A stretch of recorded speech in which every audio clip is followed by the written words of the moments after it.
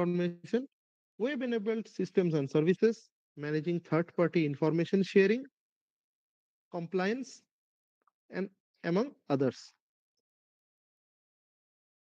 So, what are the projections for attack versus defense? On the attack side, companies will see tools and knowledge are more widely available. On the defense side, education of professionals combining knowledge of engineering and security. On the attack side, manufacturers will see more integration of open protocols, standard and hardware, more internet facing industrial assets. Whereas on the defense side, manufacturers will see leading practices, standards development and regulations, and also an increasing budget for security as it is projected. This highlights the annual number of data breaches and export records in the United States from 2005 to 2020. So we can easily see that it is an increasing trend with a concerning degree of variation.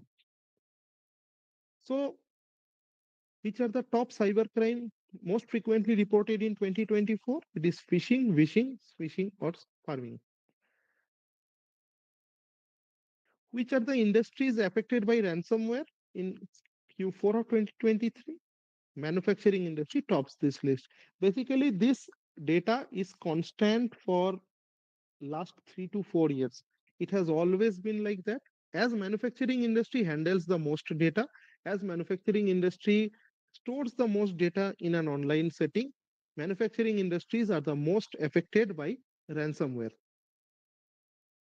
Just as I was talking about the ecosystem of stakeholders, in order to secure the manufacturers, it is important to secure the internal stakeholders such as finance, legal, policies, HR, engineering, and IT departments, and also the external stakeholders such as the shareholders, suppliers, customers, third-party logistics, law enforcement, and even academia and civil society and regulators, so that data of this manufacturer does not lie with the manufacturer only. It lies with the internal and external stakeholders both. In order to secure the manufacturer, we need to secure this entire ecosystem of stakeholders. Moving on to the case studies, we have some few interesting case studies of the last 7 8 years. First is the WannaCry ransomware attack. In May 2017, WannaCry ransomware attack rapidly spread across the globe, affecting 2 lakh computers in 150 countries. The malware encrypted the data on infected systems, demanding ransom payments in Bitcoin to decrypt the files. What is the impact on manufacturing? The Ford Nissan was notably affected by this, leading to the temporary shutdown of several manufacturing plants to prevent the malware's spread. This disruption resulted in halted production lines and financial losses.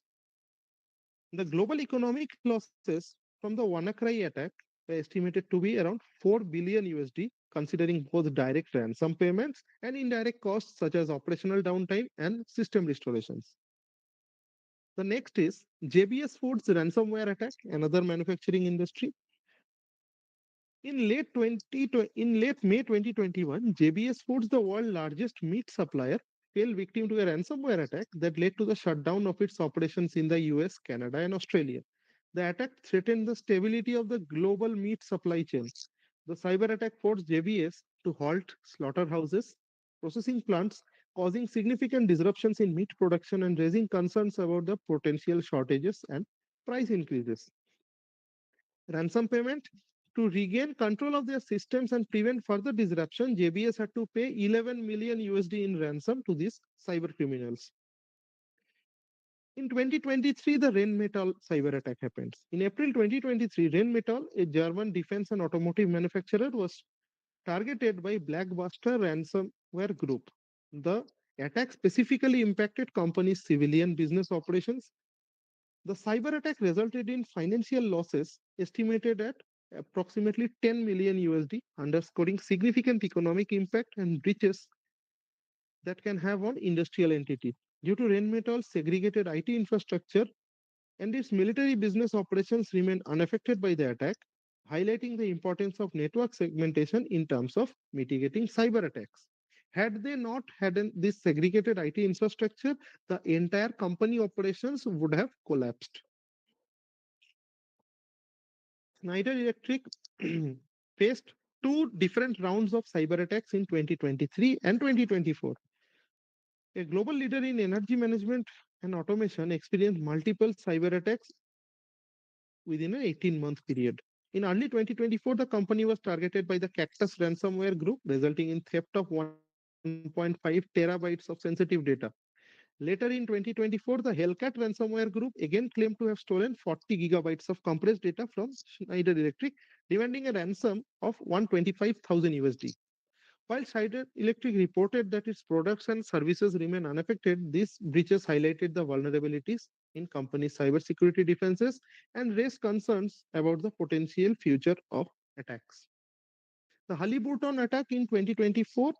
In August 2024, this year, Halliburton, a leading US oilfield services company, experienced a cyber attack that disrupted its business applications and led to unauthorized access to sensitive information. The incident affected the company's North Houston campus and some global connectivity networks. This breach prompted Halliburton to take certain systems offline as a precautionary measure. While the company incurred expenses related to responding to the incident, it stated that the attack had not materially impacted its financial conditions or operations.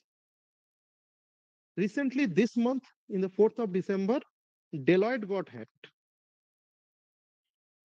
Incidentally, in making this presentation, I have referred to several studies on cyber attacks which Deloitte had performed. And ironically, on 4th December this year, 1 TB of data was stolen by the BrainCipher ransomware group from Deloitte itself. The company which does such depth of study in cyber attacks could not save their own data, which was revealed through the group's data leak site with a countdown timer showing that the data will be published in just 10 days and 20 hours.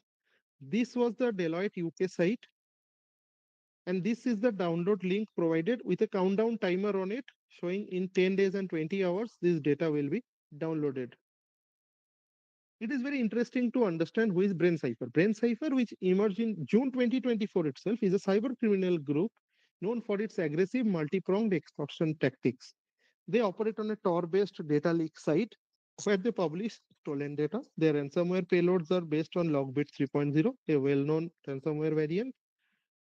BrainCipher has previously targeted sectors like medical, education, manufacturing, and government. One of their most high profile attacks disrupted Indonesia's national data center, severely affecting services like immigration processing and student registration systems. So, this is a notepad document they left on the Deloitte server. It says, Dear managers, if you are reading this, it means your systems have been hacked and encrypted and your data is stolen. The most proper way to safely recover your data is through our support. We can recover your systems within 4 to 6 hours. You, in order for it to be successful, you must follow few points. Don't go to the police, etc. Do not attempt to recover data on your own. Do not take help of any third-party data recovery companies. In most cases, they are scammers who will pay us ransom and take data for themselves. If you violate any of these points, we will refuse to cooperate with you. So they gave a three-step data recovery process, which incidentally has their payment link also. So in exchange of the money they were supposed to receive, they would provide this encryption ID so that the data can be uh, uncovered. The declaration stated on their website, unfortunately, giant companies do not always do their job well. So why are we concerned?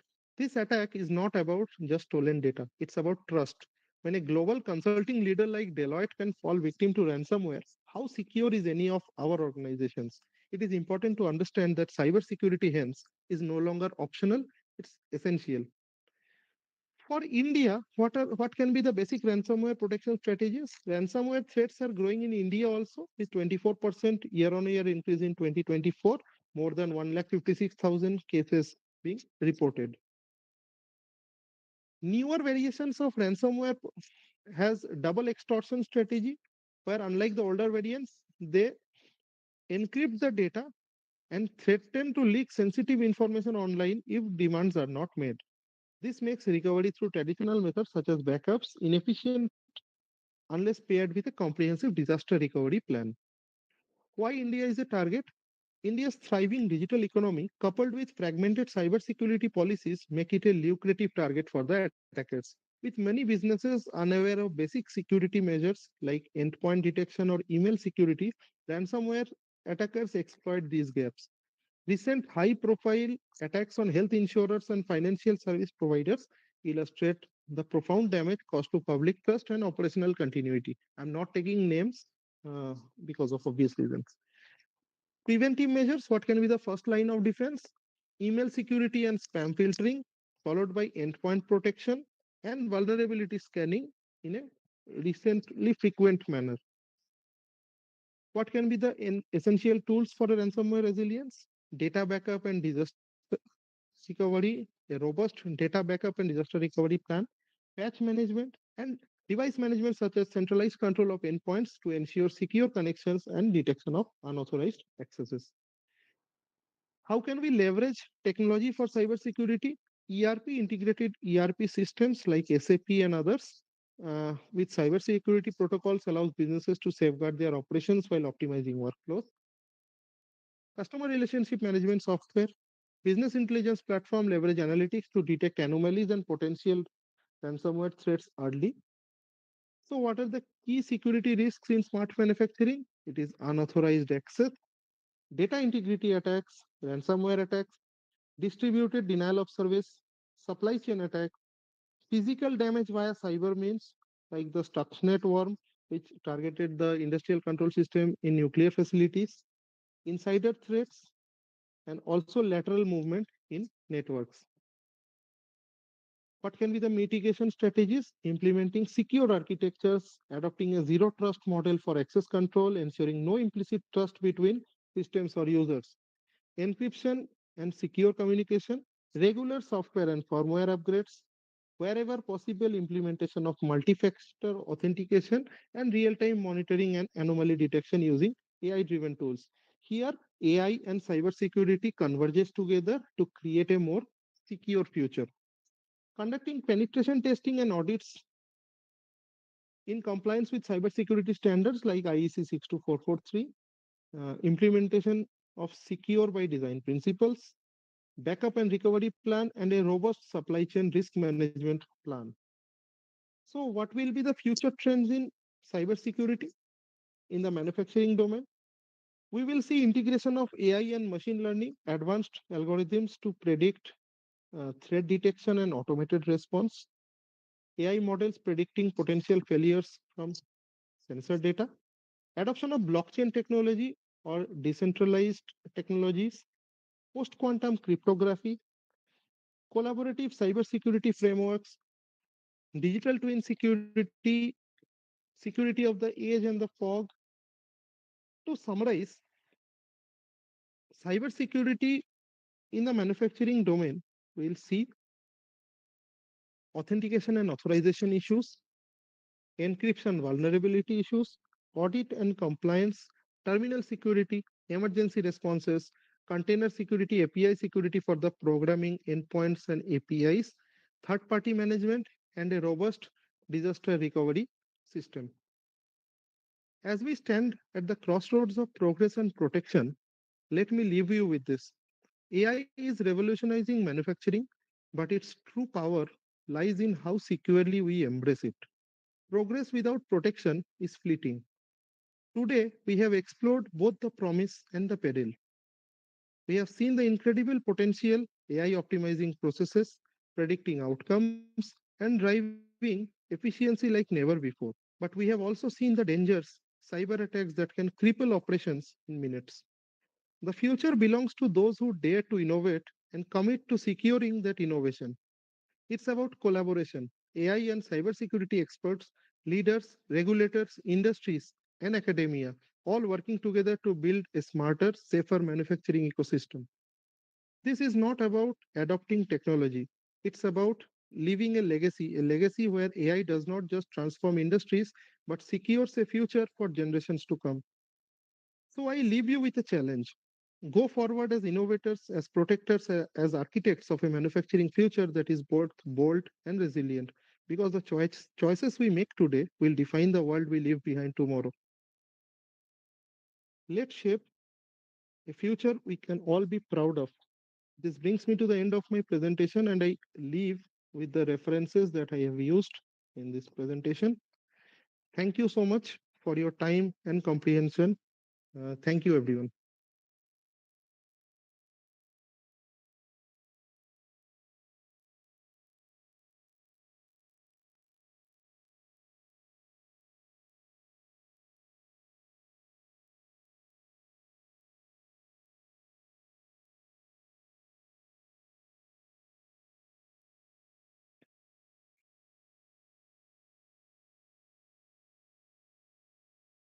Thank you, everyone.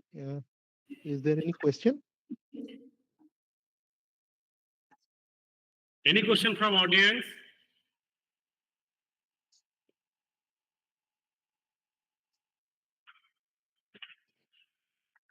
Participants?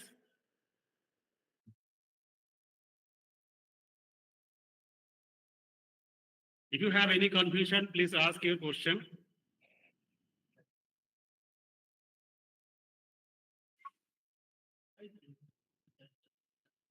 I hope I was audible, right, throughout the presentation.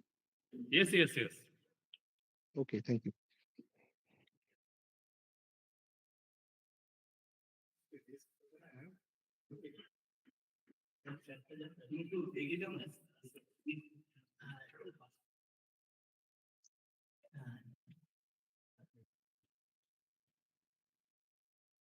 Someone asking one question, please tell me something about Lockbit software. Logbit is a well-known form of ransomware. Uh, it is an evolving field where ransomwares are. It is basically a part of ransomware 2.0 or ransomware 3.0, which targets industries. It is a cyber Logbit software is developed by the Logbit group itself, who are itself a cyber criminal group, who pretend themselves to be the software or a service. So uh, they work in what do I say, in cloud computing parlance, we can say they work uh, in terms of ransomware as a service model. They have converted this ransomware thing into a utility computing thing. So they will lock your data in multiple layers, and based on a pay as you go measure, they will keep on unlocking fragments of data, and they will do double, triple, and multi-layer extortion based on this locked data.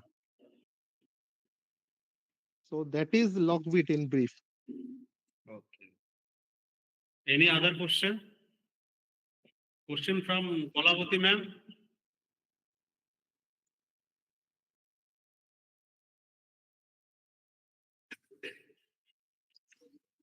Hello, Professor Kolavati ma'am.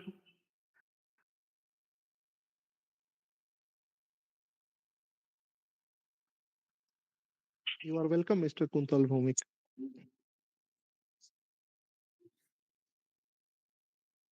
So basically in your talk you have mentioned so many case studies. I think the participants will get few ideas regarding the current scenario in different manufacturing industry, and that will be helpful for their future research work, or if they think about this. Just tell me one thing. There is you mentioned that industry 4 and industry 5, right? So which one is more vulnerable with respect to cyber attacks? Sir, Industry 5 talks about uh, developing responsible AI systems. Responsible AI systems also encompass systems which are more secure, which are more robust in terms of cybersecurity. So, if we put it that way, in definition perspective, it will be Industry 5.0, which will be more robust, because the entire genesis of Industry 5.0 is based on the weaknesses of the Industry 4.0 that were observed. Industry 4.0 basically removed the human factor from the production process, and as a result, the cyber threats got multiplied, because once our core operations are outsourced to AI agents, and just when we have some ransomware attack or any kind of man in the middle attack also, there are cases, these are targeted cyber criminal groups which are targeting our AI systems. Then it becomes a man versus machine issue where a human intelligence group, a group of extremely intelligent human beings, they are targeting our deployed AI systems, and our deployed AI systems are only as intelligent as we have trained them to be. So there is no as such software upgrade or firmware upgrade of those things unless they are recalibrated. So it is interesting that in the industry 5.0 perspective, the human comes back to these value systems. And hence, in this kind of evolving scenarios, we can see that in industry 5.0, companies will be better protected because there will be a human in the loop to take cognizance of these vulnerabilities and deduce some real-time applications. If that clears your question, sir. Thank you, sir. Any other question from our participants?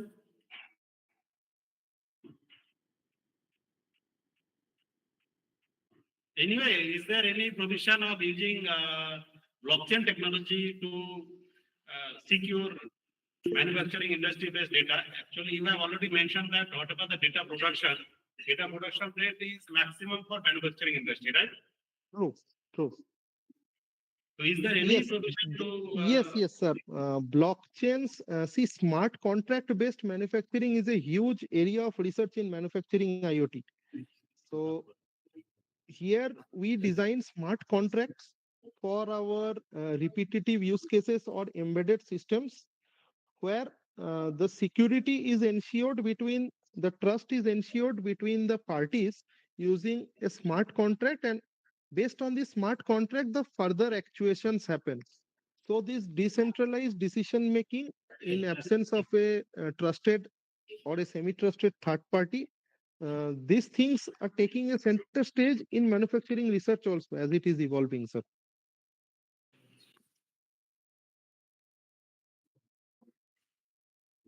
Thank you, sir, for your nice presentation. It was very informative Thank you and so much. interactive session.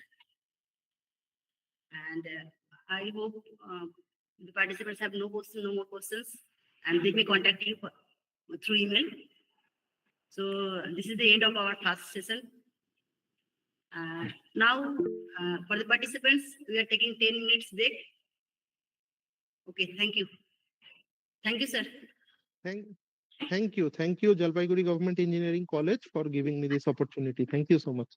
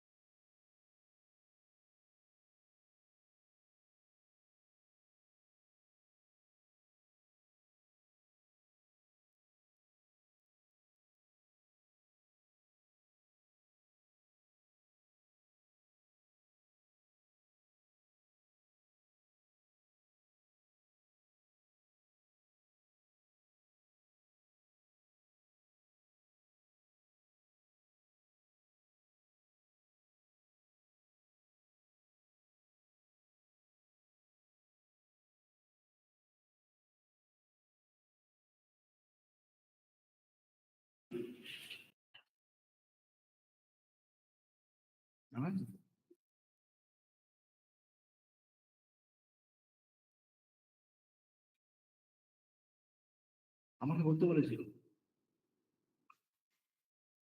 আচ্ছা, ঠিক আছে। Okay.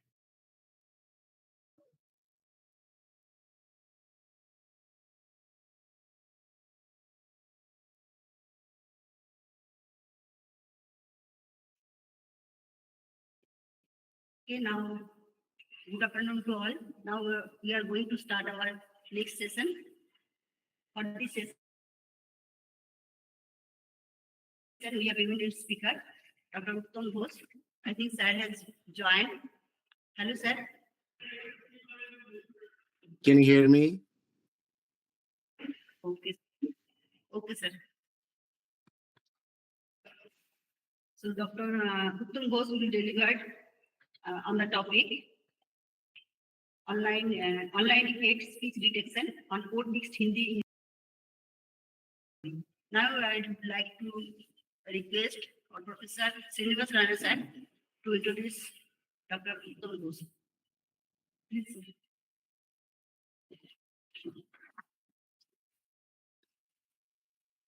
Good afternoon, everybody. I am going to introduce Dr. Uttam Ghosh.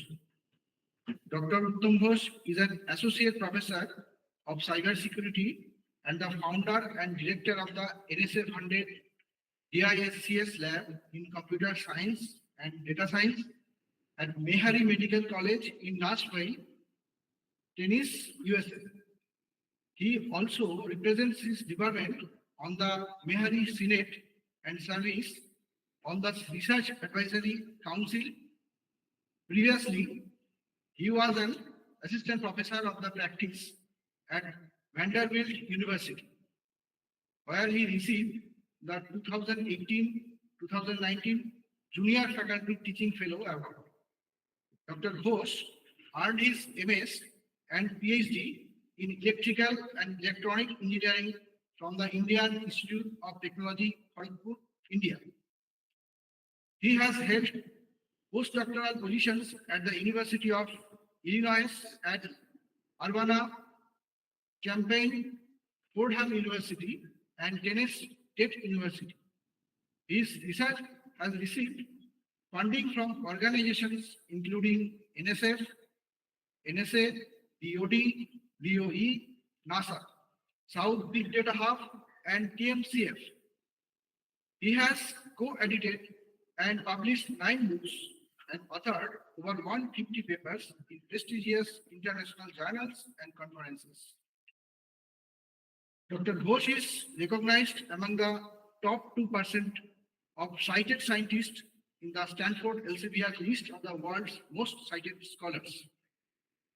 His primary research interests include cybersecurity, machine learning, IoT, and cyber physical systems. Dr. Ghosh is a senior member of IEEE and member of ASEAN. Now I would like to invite Dr. Ghosh to share his research knowledge with the participants. Sir, after you. Thank you for introduction. Let me share my screen.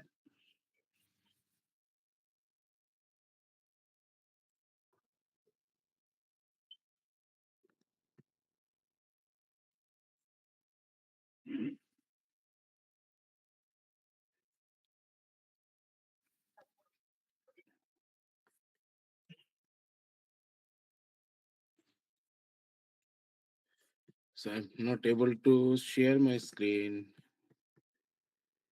Select screen and test.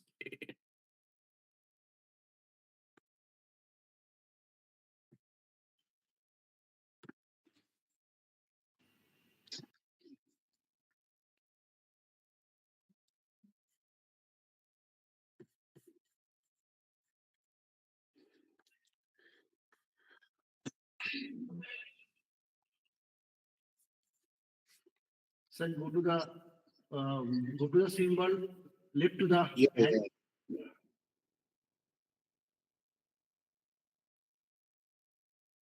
Sir, go to the symbols left to the hand symbol. yeah, Then- actually my system then- that Then opens a window.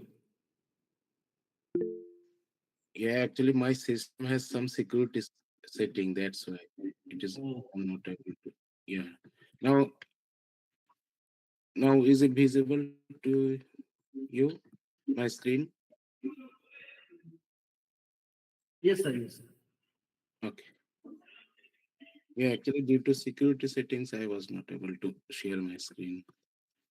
Okay. So thank you for the introduction, and let me share this PPT.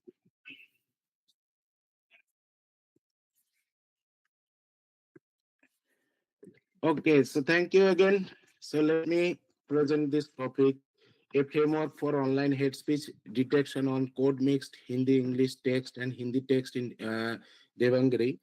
So this talk, though, actually I'm presenting this talk because this we have a paper. So I have some collaboration with Dr. Deepak Sharma. I must acknowledge, and then we have one intern.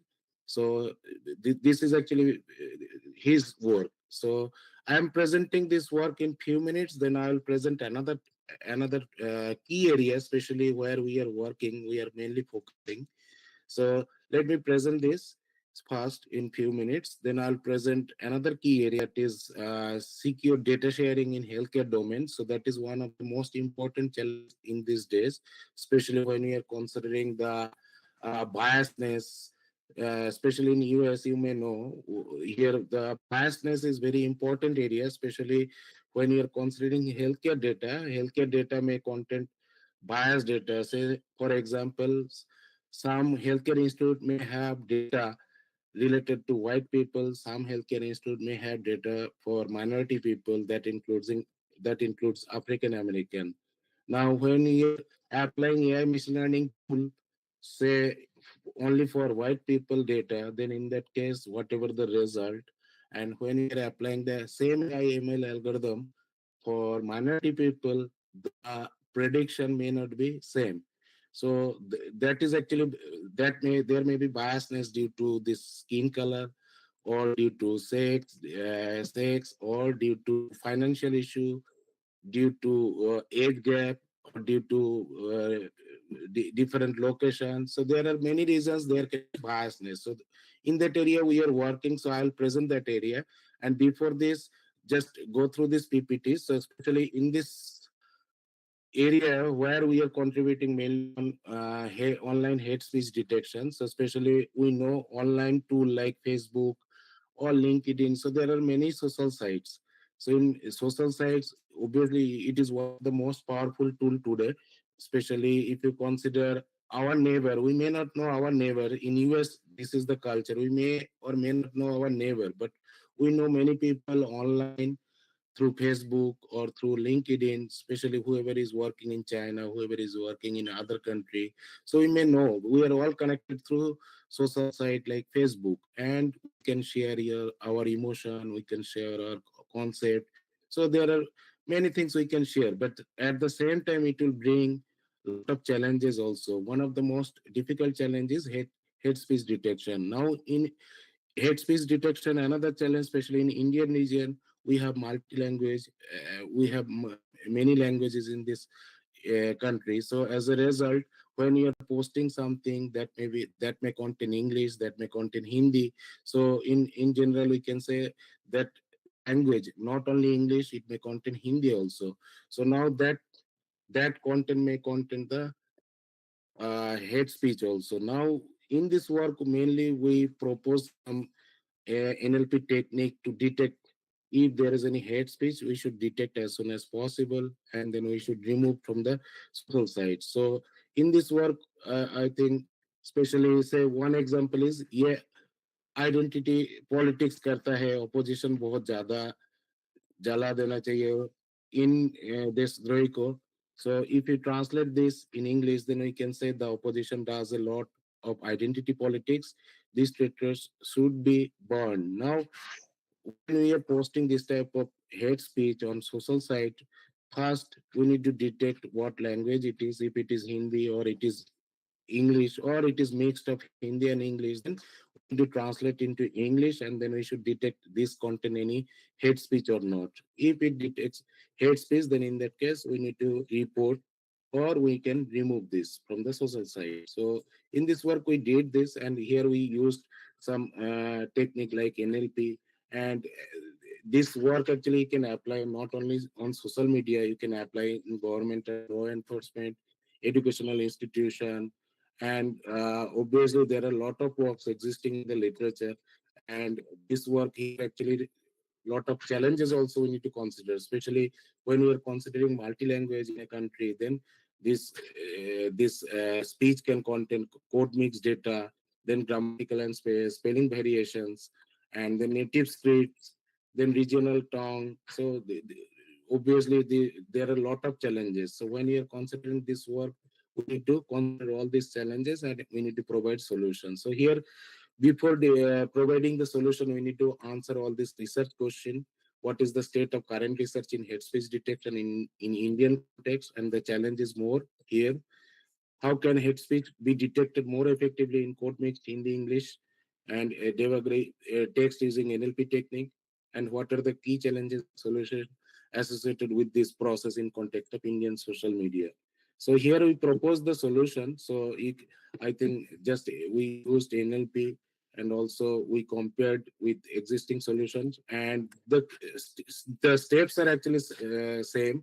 First we need to acquire the data, then we need to process the data, and then we need to extract the feature, and then model selection and training, and finally we get the result, and then we compare it with the existing technique. And from that existing technique, we shown this proposed NLP technique actually can improve the hate speech detection almost 90% compared to other technique. So here is the solution. So here we shown more than 90% accuracy, and also improvement over existing scheme at least to 9%, considering the same data set. So this is the work actually one summer intern actually did. Now what I want to go present, so this is my area where we are contributing a lot, especially I am working in a healthcare institute. We have computer science and data science department also. But our main goal is to provide solution, whatever the challenges we are facing in healthcare domain. So here we got multiple funding, multiple project grant from several federal agencies, including NSF, Department of Defense, Department of Energy, and then some industry like TMCF. So we got a lot of funding from them, and to improve the healthcare infrastructure, as well as to provide some solution to data sharing. Now, data sharing, why it is important, especially, say, for example, during COVID-19. So COVID-19 at the time, if you can collect the data, and then if you use AIML algorithm, then you can predict how COVID-19 is spreading throughout the world. And also at the same time, you can provide some solutions, some remedies. But the main challenge is when we want to share the data with other healthcare institution, then we here in US we have HIPAA policy. So HIPAA policy is saying you cannot share the data directly. If you want to share the healthcare data, then you need to follow the HIPAA policy, and according to HIPAA policy, you can reveal the patient identity like patient name, patient SSN number, social security number, patient driving license number, patient address. So those information you cannot reveal. So in short, it is called PII, patient identity information. So those information it cannot reveal to any other organization, because patient is the, and before sharing, you need to get the consent from the patient that you are going to share their data, their disease to other healthcare organizations. So in this case, you are able to share. So here we have a lot of challenges. So in this talk, I will present mainly all those key challenges, and then we'll provide some solution. So here first we'll discuss what is bias in healthcare. Next we'll discuss how to mitigate those bias, and then key challenges in data sharing in healthcare domain and issues in healthcare. And then we propose some solutions, especially when we are sharing the data, then we need to consider the security as well as privacy, and then also we need some infrastructure, especially when you are applying this concept. We need special infrastructure. At the same time, say another example here we can consider. One example is say online surgery. So online surgery, if you use traditional network or traditional infrastructure for online surgery, then it may not be suitable because, say, for example, cloud. If you use simple cloud server, the cloud server may be far away from your healthcare institute. Now, if you are in Africa and the cloud server is in say in US, then in that case, to upload the data and there, if you're running AI machine learning algorithm, then to process the data and then sending the feedback to the healthcare institute, that institute may be in Africa, then there will be longer delay. So application like online surgery may not be suitable solution for the using this traditional infrastructure. So there we propose some solution like edge cloud interface, and also the backbone of that network should be 5G or beyond 5G network, and for that we should use some slicing concept. So here we propose some solution. So let us discuss all this one by one. So here first is bias in healthcare data. So bias can be there, especially when you are using AI machine learning algorithm. The algorithm may have bias, or even the data set may contain some biasness, and the bias can come from many due to many reasons. Especially the data can contain bias, especially considering the race, gender, socioeconomic status, and also the skin color. Now, there are many types of biasness. Sampling bias can be there, leveling bias can be there, measurement bias can be there, historical bias can be there. Now, when you're considering the bias, then how to mitigate the bias? So, if you consider same example, so I am working at Mehari Medical College. So here, if you consider the data set, whatever data set we have, those are all related to minority people, African American people. Now, just 2 miles away, we have Vanderbilt University. So Vanderbilt University, they have data set mainly for white people. So 99% data is only for white people, whereas at Mehri Medical College, we have data 99% or more. We have data related to minority people or African American people. Now, when you are applying this AI machine learning algorithm, obviously the prediction at Vanderbilt University and the prediction at Mehri Medical College regarding that data set will not be same. So that the main reason is biased data. Now, obviously, the solution will be if you can mix these two data set, and then if you apply AI/ML algorithm, then in that case you can mitigate the biasness from the data set, as well as you can predict more accurately the disease or how it is spreading the disease. So that prediction will be more accurate. So here the solution should be, obviously we should mix the data set. Now, when we are sharing this data set again, there are a lot of challenges. And here, if you can consider the diverse data set, then you can improve the patient care, you can accelerate medical research and enhance efficiency of healthcare system. That there is no doubt. But when you are considering uh, data collection and sharing, then again the main issue is HIPAA policy. Now, another thing can happen, that bias audit. So another solution here, to remove the bias from the dataset, we can audit regularly in the dataset. Whatever the bias, we can remove manually or through some tool. And then fairness constraint in AI, implement fairness constraint to detect and reduce the bias in machine learning tool also, because AI/ML algorithm also can contain some biasness. So in that case, we need to update the AI/ML algorithm itself. And then inclusive medical research. So when we are doing some research on medical domain or in healthcare domain, then in that case we should consider underrepresented groups also in our clinical trial, and then that way also we can mitigate the biasness. Now, next is this another challenge is data privacy and security. So when we are sharing the data, with other healthcare institution. Here we need to follow the HIPAA policy. So in US we are following the HIPAA policy. In European country they are following GDPR. So in every country there will be some policy when we are sharing the healthcare data with other organization. First of all, we need to follow the HIPAA policy, and according to HIPAA policy, directly you cannot share the healthcare data because in the healthcare data there will be PII information like patient name, patient identity, SSN number, then license number. So those information we cannot reveal, we cannot share with others. So that that compliance we need to follow strictly. Otherwise, they will charge heavily.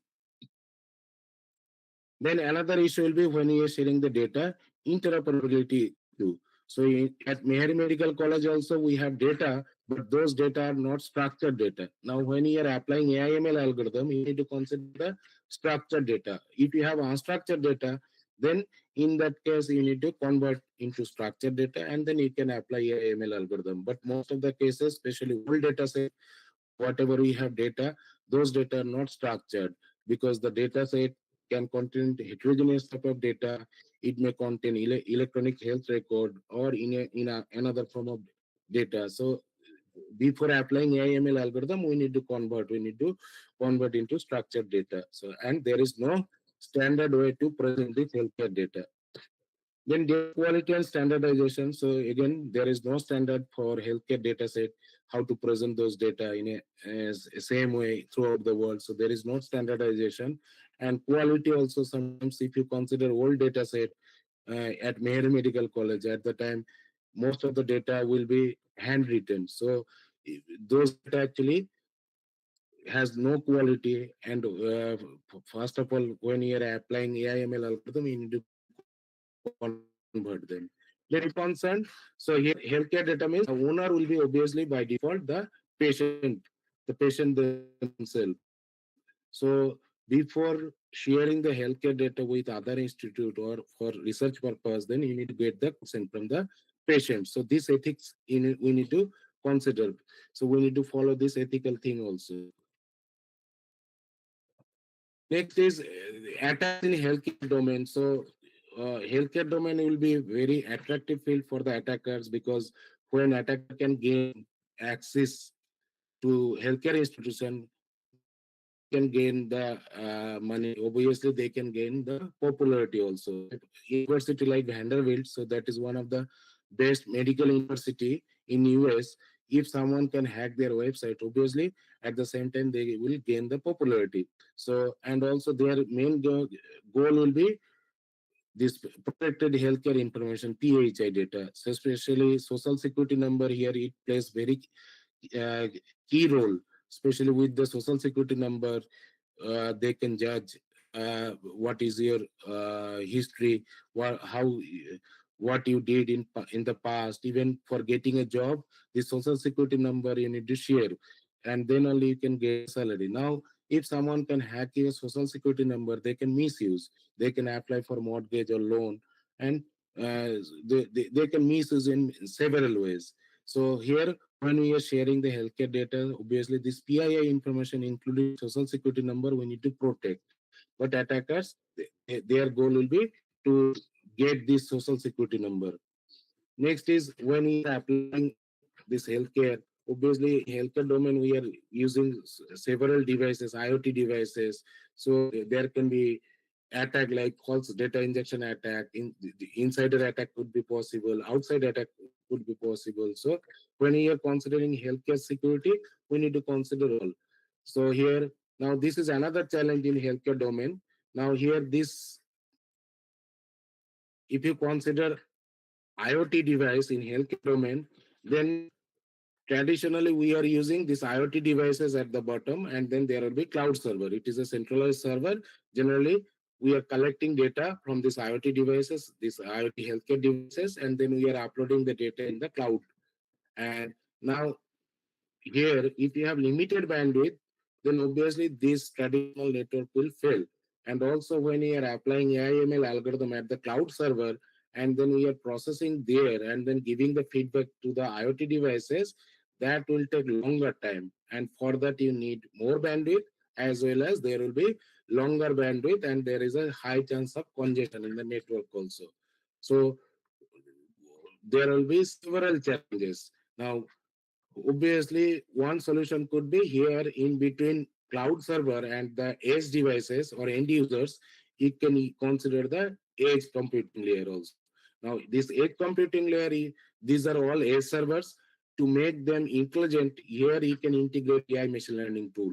So here at the edge server, if you can integrate AI machine learning tool, instead of uploading the healthcare data to the cloud server, now you can upload those data to the edge server. Now, edge server, they are intelligent edge server, they can process and they can give you the feedback directly. So now, instead these IoT devices, if these devices are, instead these devices, if you have healthcare institution like Vanderbilt, medical college, then in that case, they can upload their data to the edge servers and then edge server can process them and give the feedback directly to the healthcare institution. So that way you can improve the performance, especially if there will be low latency and also real time applications, especially online surgery.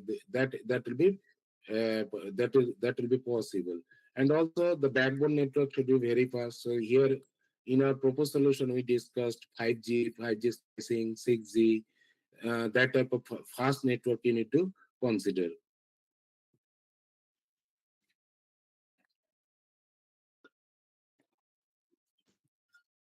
Now here, when we are considering the security aspect in healthcare domain, mainly or broadly, we can consider three things.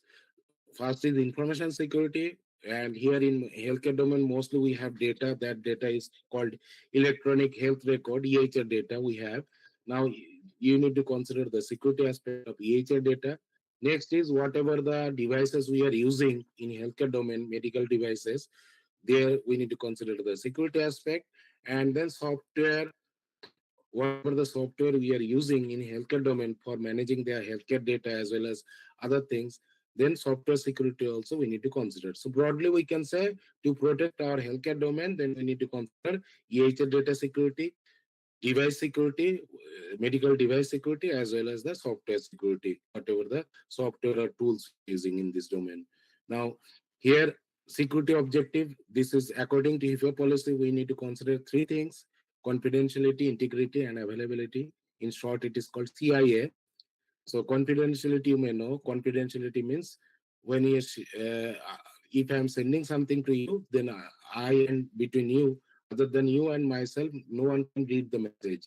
So that is called confidentiality. Integrity means, say in communication networking, integrity means if I'm sending hello message to you, you're supposed to receive hello message. If you are receiving hello message instead hello message, if you are receiving other thing, then in that case you can detect it. So that is called integrity. So integrity means what I am sending, you're supposed to receive the same.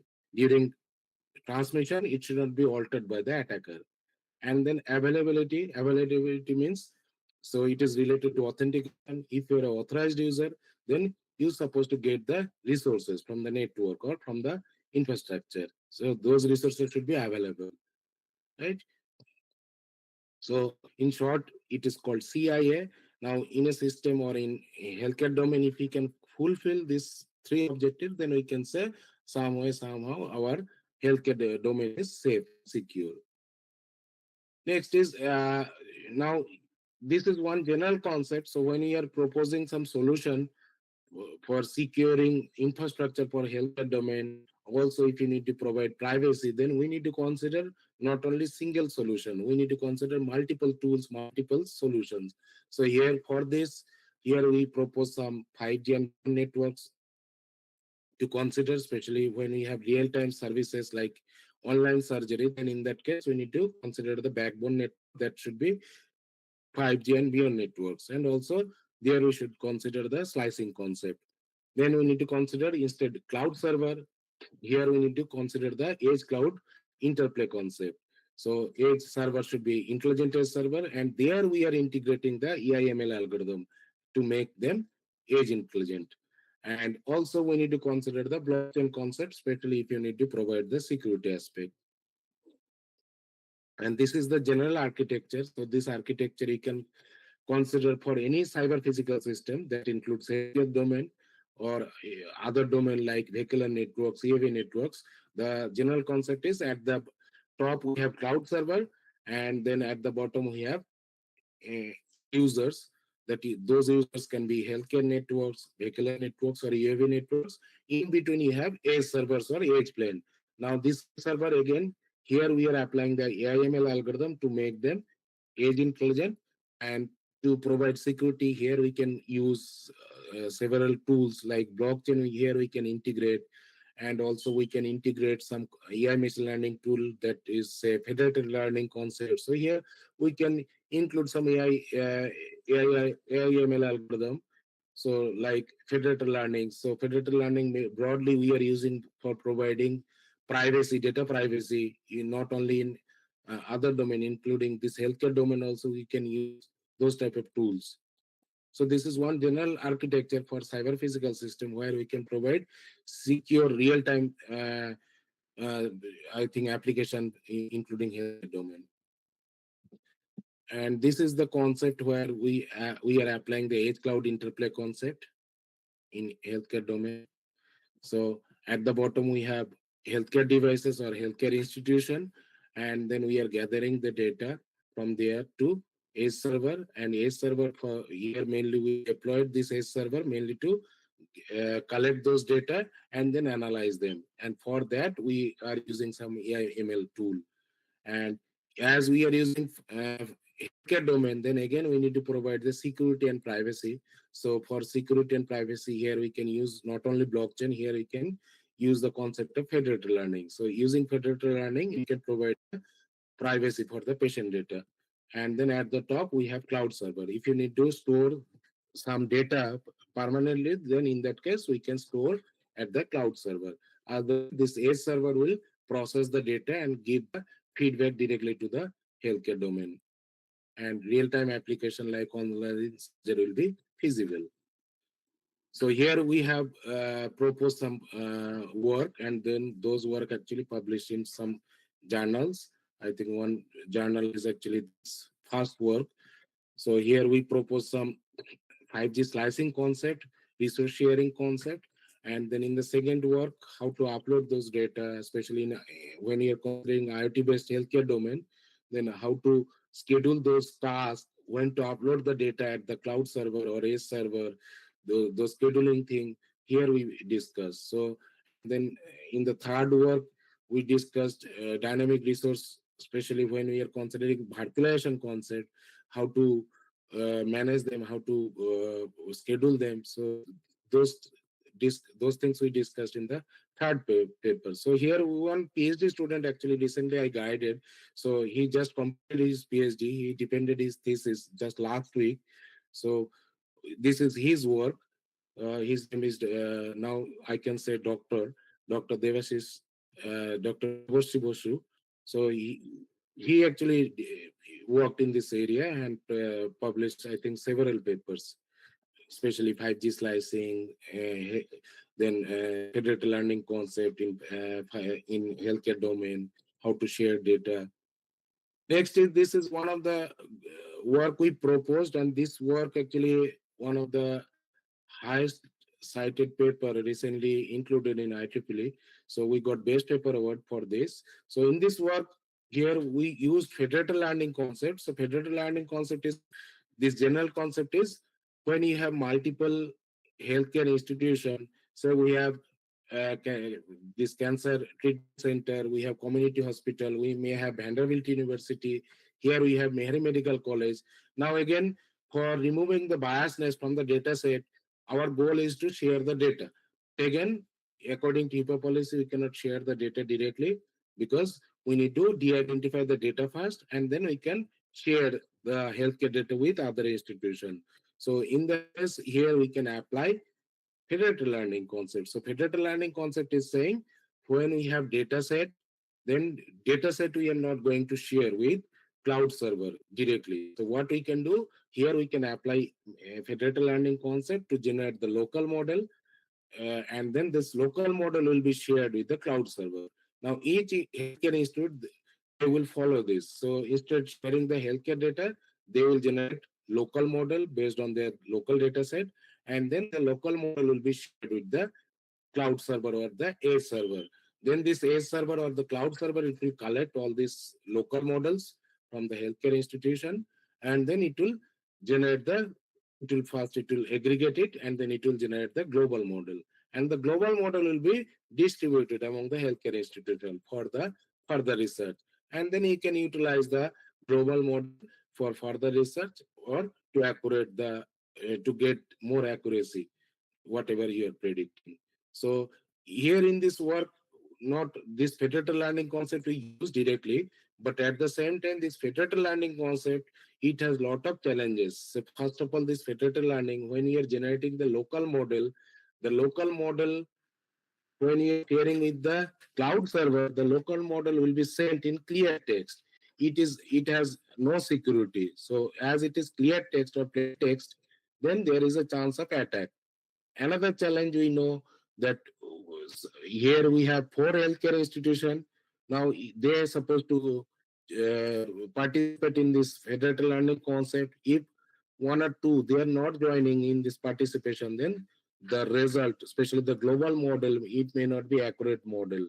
So again, the prediction will not be accurate. So there are several challenges in federated learning concept. So this federated learning algorithm, though it is one of the good algorithms, especially when we need to share the data, this federated learning concept, at least we have provision. Instead sharing the data set, we can share the local model, but at the same time, there are security challenges. So in this work, we propose some solution. Like here, we can integrate some cryptographic technique like homomorphic encryption, and also when we apply this participation here, if you can force healthcare institution, they have to participate for to generate the global model, then accuracy will be more. So here we propose some solution. And then this is another work. Recently we got funding from NSF. So this work is related to assisted living. So in US, many older people, they used to stay alone at home. Now to monitor them, we have several solutions. So we can use wearable device to monitor them. So when some people, especially elder people, if they're staying alone at home, to monitor them, we can use wearable device. Using this wearable device, we can track 24/7. But some older people, they may not like to use those wearable device 24/7. The alternate solution here could be video surveillance. Now, video surveillance, when we are applying this concept, when we are monitoring them through video surveillance, the problem is again the HIPAA policy. You cannot show the face, you cannot reveal the patient identity. So again, the face should be blurred. Now, when you are using this concept again, the image quality will be degraded. So here we need some optimal solution. So the solution should consider the privacy aspect as well as it should consider the privacy as well as it should provide the optimal solution. So here we are working to provide some optimal solution. So here in US especially, this concept is very important, especially most of the people, older people, they are staying alone. So here we are working in this area. So there are a lot of history. So here main goal is to monitor all these elderly people. So here we say, especially when the person is staying home alone, the person can walk, the person can sit. So basically, we need to uh, detect all the incident when the person is sitting, when the person is sleeping. If there is any fall, then we need to detect immediately as soon as possible. If there is any heart attack, that type of incident we need to detect through surveillance camera. And here we need to consider the security aspect also. The face should not be shown, but whatever the incident is happening, those incidents we need to detect as soon as possible, and we need to inform or we need to generate the alarm as soon as possible. So that is our goal in this project. And here actually we have some collaboration with other university, and we are working. So recently one of our paper actually from this work accepted in Globecom, just I think 3 weeks, I think 2 weeks back in Globecom, this work actually presented. Then third work, actually this work is related to heart disease risk prediction using blockchain. So here also we are using the concept of federated learning as well as edge cloud concept. And here this work is related to heart disease detection. So this work actually we got some funding from industry, TMCF, and here this work is related to heart disease. So in US, especially here, if you consider the history or if you consider this CDC, so here this they are saying 1% dies every 30 seconds in US due to this heart disease, or better to say CVD. So now here we need some solution. Now here solution means especially heart disease detection. So there are several risk factors due to for heart disease. So there are several risk factors. So here we have two types of risk. One is non-modifiable, another is modifiable. Now non-modifiable risk factors cannot be controlled because those are actually genetic. So this includes gender, race, family history, advancing age. But when we are considering modifiable, those are actually from our habit. So if you can change your habit, then that way you can decrease the risk factor. So here these modifiable risk factors includes high cholesterol, smoking, obesity, poor nutrition. So these we have some control somehow. So even diabetes also you can consider. If some person have diabetes, then in that case there is a high chance of heart attack. So these are all modifiable risks. Now here in this work, so here in this work mainly we are concentrating security privacy aspect. At the same time, when we are eating food, before eating the food, here we are designing a mobile app. So through that app, before eating the food, we'll take the video or image of that food, and then from that image or the video we can predict how much calorie we'll take, and after that how it will affect your body, especially the cholesterol, heart, blood pressure, how it will affect your body. Those will be predicted. Now here through this app you can predict, but at the same time if you have history, especially medical data. Now, medical data in your mobile app, obviously, it may not be there.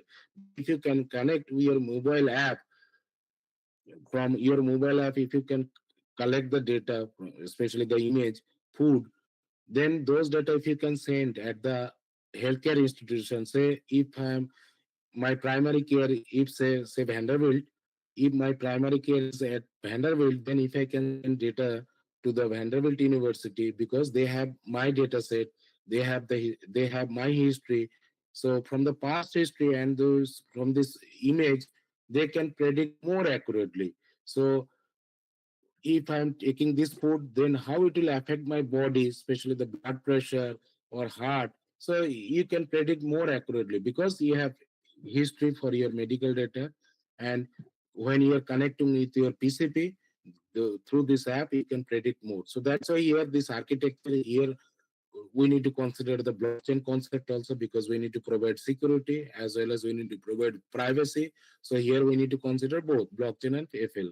But when you are applying blockchain, FL, all these techniques, so there are several challenges also, especially blockchain.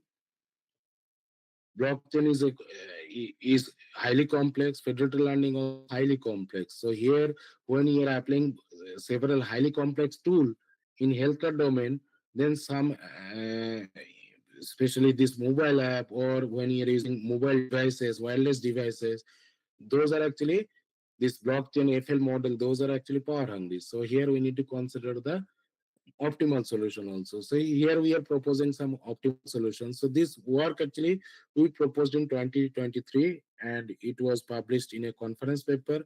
And in that conference paper, we got a best paper award. And here at Mehri Medical College, we got some funding from National Security Agency. So for set up a cybersecurity lab. So this lab is now it is there. So here we have same lab infrastructure, but you can do experiment on any cyber physical system. Say if you're working on vehicular network, so here we are using the concept of software defined networking, especially the software thing we are applying. So here we have SDN controller, then we have open flow switches. We are using some Raspberry Pi. We are using some laptops. We are also using some surveillance camera, because The application can be any. So if you consider cyber physical system, that cyber physical system application can be healthcare application, the application can be smart grid application, but whatever the application doesn't matter. Here we have virtualization concept. Through this SDN controller, you can create multiple virtual networks, and then virtual network one, virtual network two, you can create, and then this virtual network one you can apply for vehicular network, virtual network two you can apply for healthcare domain, and only thing is you need to feed the data set. So if you're working on vehicular network, you need to consider the data set for vehicular network. If you're working on a healthcare domain, then in that case, you need to consider the healthcare data set. If you're working on smart grid network, in that case, you need to consider the uh, smart grid traffic. So that way, this lab is actually supporting all types of application. And here, I recently two PhD students from this lab actually graduated, and also six master students graduated recently. And at this point, one postdoc student is working actively with us. And these are the publication recently in this lab. And now, if you have question, you can ask me. And I would like to thanks all the federal agencies who supported our lab as well as our research, including NSF, then NASA, then Department of Defense, Department of Energy, and as well as this TMCF. Now, if you have any question, you can ask.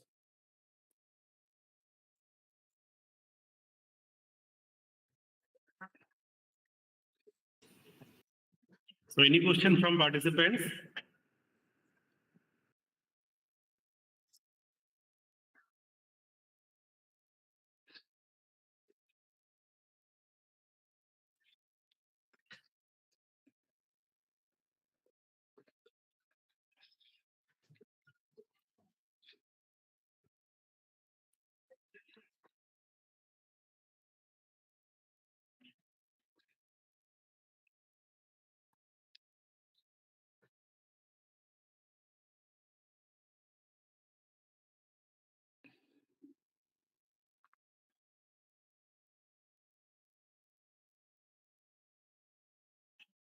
Is there any question? So there is a question. What are the privacy preserving public auditing protocol available? Sir? Professor Yeah, Vidya may ask this question. yeah. For audit,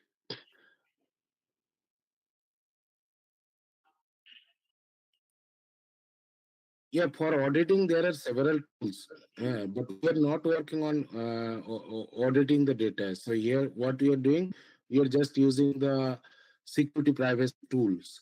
Especially for security, we are using cryptography. We are, especially when you are sending the data from healthcare device to cloud server or edge server. At the time, we are encrypting the data. So there, you can use encryption, like RSA cryptography, or obviously digital signature we are not using there because digital signature will reveal information, but we are using mainly cryptographic technique, encryption, decryption, RSA based cryptography, and the key size generally we are using 2048 bit key. And for privacy we can use blockchain or federated learning concept.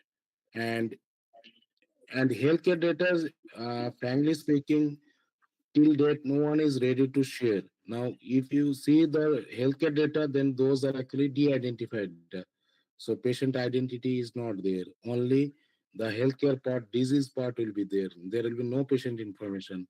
Or generally, when we are doing research, either publicly available data we are using or we are using synthetic data.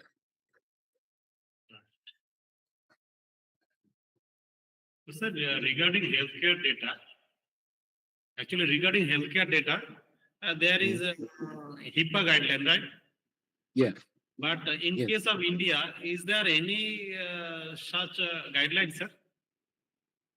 Or like HIPAA in India, I'm not sure in India we are following any HIPAA policy. Similar to HIPAA policy, we are following anything or not. Because in India, only IT Act 2000 is available. And there are some Yeah. amendments in 2000, IT Act 2008.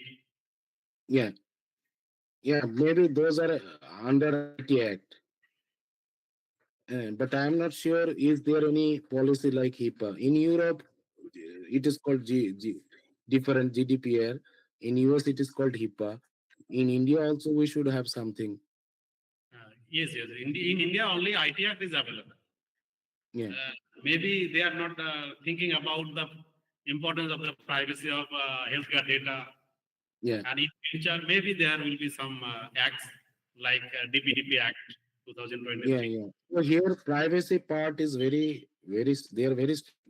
Even if there is anything, even the disease or something, they will not share even with my wife also. If I have healthcare data or if any disease if I have, they are not going to share my with my wife also. So they are very strict because otherwise they will charge heavily. So HIPAA actually we need to follow here very strictly. Sir, in that case, whenever any service center provide Mm, any report or in the case of India, in general, mm, what happened?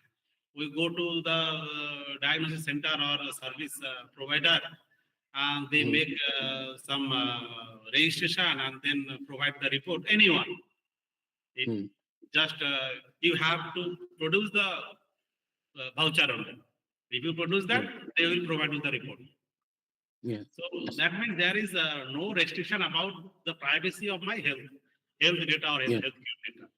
yeah, yes. In case of sir, whenever say one service provider to another service provider, say Mm, the data should be transmitted mm, for patient transfer or for getting the preliminary medical history of the patient. mm, mhm. In that case, how data privacy can be preserved? Yeah, so here before transferring the patient from one institute to another institute, patient has to sign. Yeah, until you sign, they cannot transfer. So patient consent is important here. So otherwise they cannot transfer. Okay. So healthcare data, patient is the owner. So Okay. the Okay. owner only can sign and then only you can share the data. So Right. this can happen. Say Mehari Medical College and Vanderbilt, just 2 miles away. Right. Now, Vanderbilt, they have very good infrastructure, world-class infrastructure they have. Sometimes some patient will have to refer Vanderbilt. So in that case, we need to get the consent from the patient and then only we can transfer. Otherwise not. So they have to sign. Okay. Sir, in case of a serious patient, say the patient Serious, has. serious patient also. They have to, someone has to sign from the patient family. Okay, okay, okay. Now, some cases like say road accident, Mhm. government will take care, right? So means there are some policy. So in case road accident, if no one is there from the family, patient is critical, then hospital can take care. So Okay, whatever the so then insurance also they will take care. So here first of all, patient means first of all we need to share our information, our address and our insurance information, everything we need to share. Now, in case road accident, sometimes they may not have all this information, but there is no policy that until they get information, they will start treatment. It is not. First, they will treat and then they will check what insurance they are using, everything they will check. Right? Later, but first priority will be treatment. okay, sir. So in case of medical chain for protecting the privacy of data or consistency of medical data using blockchain, Hmm. I have learned so many things that in USA there is some provisions of medical chain and whatever the patient data is there, that data, if they want, they can tokenize their data and in their future treatment, they can use that token value or Hmm. whatever the currency or values are there, they can make it as some reward if they provide their data to to be used by the researcher or any type of company without violating the privacy of the patient. Mhm. Yeah, yeah. Blockchain actually you can use especially for integrity as well as tamper-proof solution. But frankly speaking, blockchain here in US only Department of Energy they are using. Other agencies like NSA, even if you're writing any proposal using blockchain, they are not going to fund. The blockchain till date only Department of Energy they are using. So blockchain you can use for tamper-proof solution, for message integrity, or if you can for the transaction record, you can keep those records securely. Obviously, blockchain concept has some concept you can apply there. But in healthcare domain, actually theoretically we can say many things, but practically we are not using blockchain in healthcare domain. So blockchain you can apply in many fields. So last year I went during summer I went there at Air Force Lab. So Air Force Lab actually they have some training program. So in the training program, we propose some solution for smart grid network. So there we use blockchain concept, but those are theoretical. And still, blockchain you can apply in smart grid network, smart grid domain, but not in healthcare domain. So even AI/ML algorithm also still it is an early stage. Even AI/ML algorithm also you cannot apply directly to healthcare domain because where there is a chance, especially life threat if you consider then ML algorithm also still people don't believe. So that's why there is a concept called trustworthy AI. So trustworthy AI concept is saying your AI/ML algorithm may have biasness. Your dataset may have biasness. Your dataset may have missing data. Your dataset may have some malicious data. Now, how to believe your algorithm, how to believe your dataset, and based on that, how to predict the disease and how to provide the solution. No one can trust, right? Until you have some standardization for the AI/ML algorithm, for the dataset, for everything. So that's why people they are now working. So for example, for security, we have some standard, right? So for that standardization, we have group like NIST, we have HIPAA. There are several organizations. They are making the standard for the security, but there is no standard or there is no organization who is saying, okay, if these parameters, if you can take, and then accordingly you can follow. Okay, this security, privacy, if you consider, then your AI/ML algorithm will be standard algorithm. So that standardization is not there. That's why we cannot till date we are not applying. Just we are doing theoretical research directly we are not applying in healthcare domain, so it will take long time. So I'm working in a group. So here in US there are several healthcare institutes, then federal agencies, then some industries. We have a group, we made a group, and then we are proposing some standardization. So that group is called CHI. Um, uh, so it is not actually T. So that is Coalition Healthcare. I think AI for Healthcare. That is the abbreviation. So there we are proposing some standardization for AI/ML algorithm. So your AI/ML algorithm should consider security aspect, privacy aspect, then ethical thing, explainable. Yeah, right. So then only we can trust your solutions. So, but that will take time. So that concept is now called trust trust over the AI. So some people they are working now. Next, another research ongoing. So recently we visited CMU. So there we discussed say human input. So now AI/ML algorithm may be intelligent, but still it may not be intelligent more than human. Right now, if your AI/ML algorithm can predict with human input, if we are considering, then the prediction will be more accurate. So, for example, some army person, that person is working in army in Kashmir past 20 years.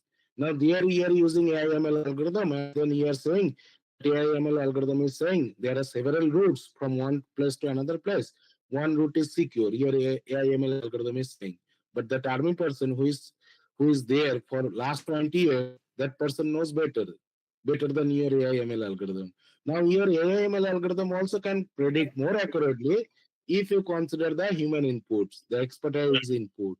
So Yes. that's why people are focusing in that area also. Now in healthcare domain, until you consider the this doctor's input, your AIML algorithm no one will accept. Right. Oh, So that's why people now working on that part also, human mm, input consideration. right, right. So your AIML algorithm is predicting, then you're tuning your AIML algorithm data set, training data set, test data set, whatever you're doing, fine. But Mm, at the same time, the expert also giving the input. And until you get the expected result, you can run your AIML algorithm and you can give your input. And that way you can get more accuracy. yes, actually, there are so many constraints. Yeah, One yeah. is ethics is another main issue. Another Ethical issue. is another issue, right? Yeah. Ethic is another issue. Then explainable thing. Say what the result you are getting, though that result should be explainable. Say the one work we presented, that assisted living. So assisted living at the end it will generate the alarm. So that alarm also should be explainable. Why that alarm is there? Yes, So okay, there's a heart attack. That's why there is an alarm. Right. So your AML algorithm also should justify that result. yes, yes, So for example, here we are using one website called Gilo. Let me. You can see my screen, right? yes, yes, yes. Yeah. So this website actually here you can search houses. Yeah. So if you want to buy a house from here, you can search. So say here this house price is 750. Right Okay. now here, if you click this link, okay, this will show the history of this house, how many rooms, everything it will show. Yes. Right, built in 1992. Per square feet, the price is $258. There is maintenance charge, that is $68. This is the total square feet of that house, of that land. And they are also estimating 745. Now, this here, this is the price they listed, the owner listed this price, but this Zillow, this website also estimating. Now, why this estimation? If you cannot explain, then no one will accept your solution, right? So they are expecting based on the history. So based on this house, this location, nearby houses, last 2 to 3 months, they collected the data. And Mm, whatever the sold price, though they have the data, and accordingly, they are predicting this house price should be 745, not the 750. Or another case is possible. So this house, based on the neighbor, based on the past history, this house may be 765. Right? Why it is 765? Because there is some improvement. So they have, say, at the back side there is a fencing. At the inside, they improved the kitchen. They improved the room, colored. So there is some improvement. And as a owner, you know. Now when you're uploading this photo, images, or information for this house, there you can mention all this. Then when they will predict, they will consider those data also, and accordingly it will predict. So instead 745, now the house price will be, they can predict 765. So basically the result also will explain, okay, based on the neighbor, the house price may be 745, but there is some improvement, and that's why this house price should be 765. And that way you should explain your result, then people will accept your work. Right? So explainable AI is also important here. So this human input is important, explainable AI is important, ethical AI is important, security is important, privacy is right. important. Right? So there are several factors we need to consider. Even the prediction accuracy depends on the nature of data, size of Hmm. the data, training data set. Yes, All these things should be considered. yes, And then only yes. we can say whatever the prediction that is acceptable or not. Yeah, right. Because you are depending on your data set as well as your algorithm. Now, Algorithm, right. yeah, if your AML algorithm is biased, result will be different. If your data set is biased, again result will be different. Right? Right. So any other question from participants?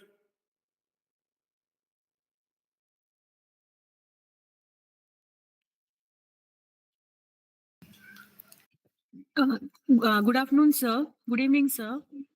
This Yeah. is Maya. I want Yeah. to ask if we consider any data set. Okay, for example, my research is on classification algorithms. So, Mm. does the count of the data set matter? That how many rows are there in that particular data set while training the model? Thank you, sir. Yeah, that's what we discussed. Now that it depends on the data set. Now, if your data set is small size, then prediction will not be accurate. If you have large data set, then prediction will be accurate. Now, when you are considering large data set, whatever the result, and when you have small data set, whatever the result will vary, right? So there's it totally depends on data set as well as your algorithm. Same algorithm, if you consider small data set and large data set, result will vary definitely. So when you have large data set, then I think prediction will be more accurate. Say for example, tomorrow at 10 a.m., what will be the weather? To predict that weather, when you have your algorithm at the same time, if you have large data set, you have say last 30 years history, then the prediction will be more accurate. If you have history for last 2 days, then the prediction will not be accurate. So it totally depends on the number of rows also, the data set size.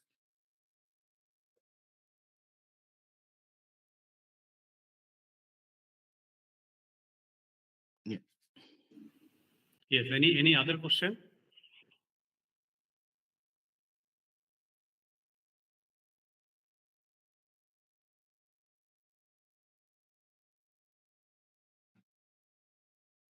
Okay, then I have last question.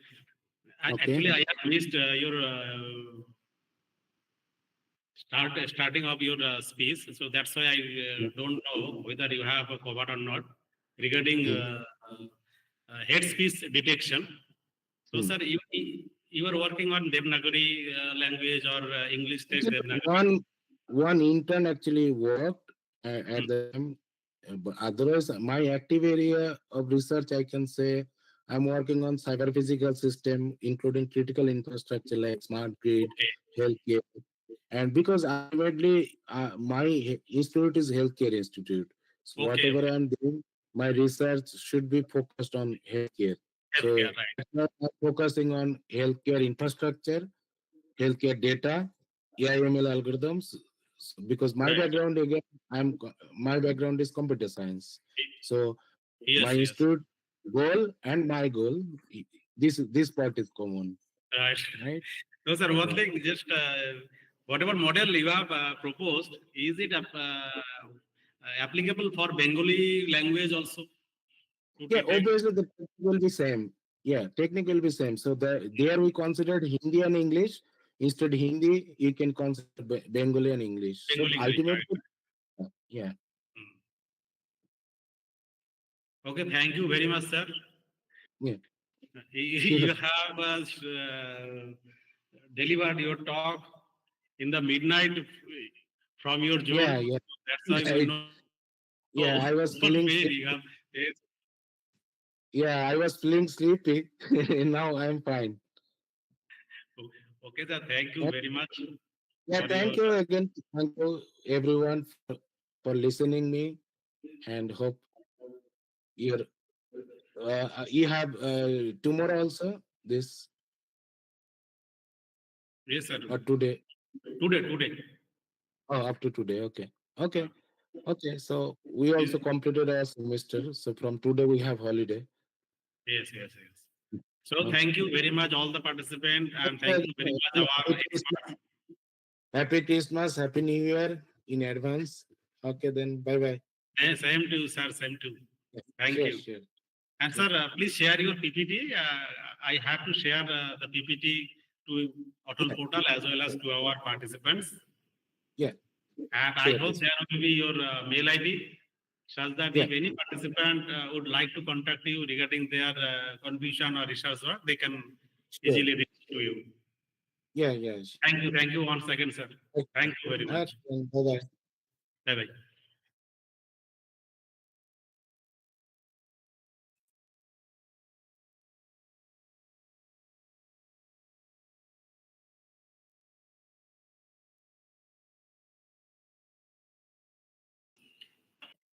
Okay, now we are just taking another break of 10 minutes. And after that, we will start our last session. And after that session, we will take the test. Sure, sure. One thing that we will take feedback from the participants directly from this meet, right? That means whatever the feedback, in that time you have to open your camera and whatever you are giving regarding the program, whatever feedback you are providing, that will be recorded and we have to send that feedback to AICT. For this reason, we just want to take 3-4 feedbacks, right? If anyone is interested, please you can text me. Then because we have limited time, and another Google form will be shared for individual feedback. But for formalities to the AICT, we have to take at least 2-3 feedbacks, and we have to record it, and that clippings we have to provide. And length of the clippings not more than 20 seconds. Right, ma'am? Okay, thank you.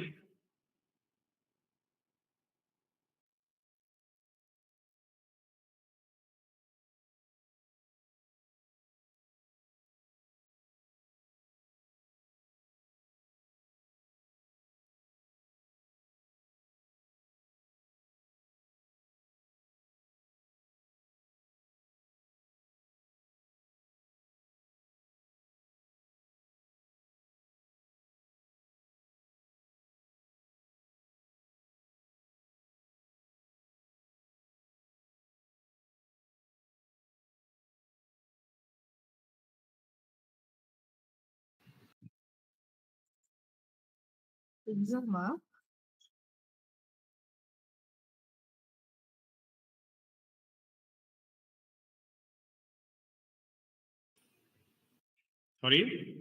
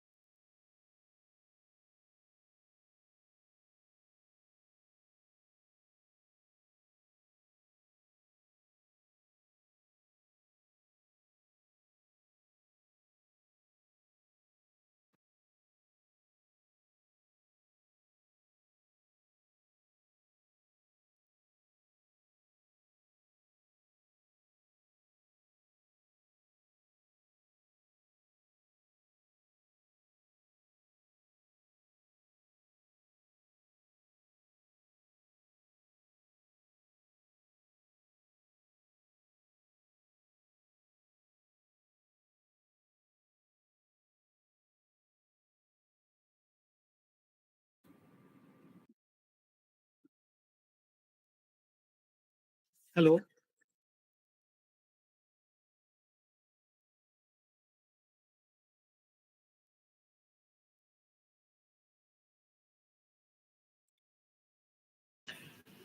Hello, sir. We are actually taking 10 minutes break. Okay. Okay. No problem.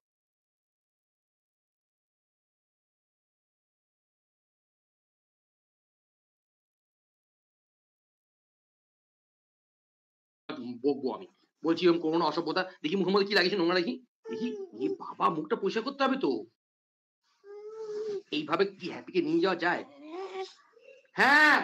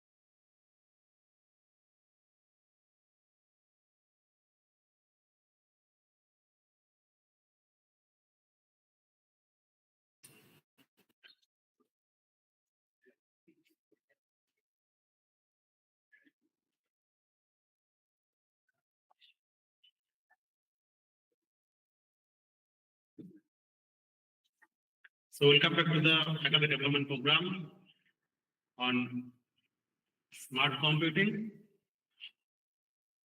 and its application in cyber defense and digital forensic. The online APP is organized by the Department of Computer Science and Engineering of Jalpaiguri Government Engineering College, and the event is sponsored by the AICT, and the event is organized under ATAL Academy. So this is the last date, and we are very close to the last session. And before starting the last session, I would like to request our co-coordinator, Madam Professor Chumadatto, to introduce our speaker. Thank you.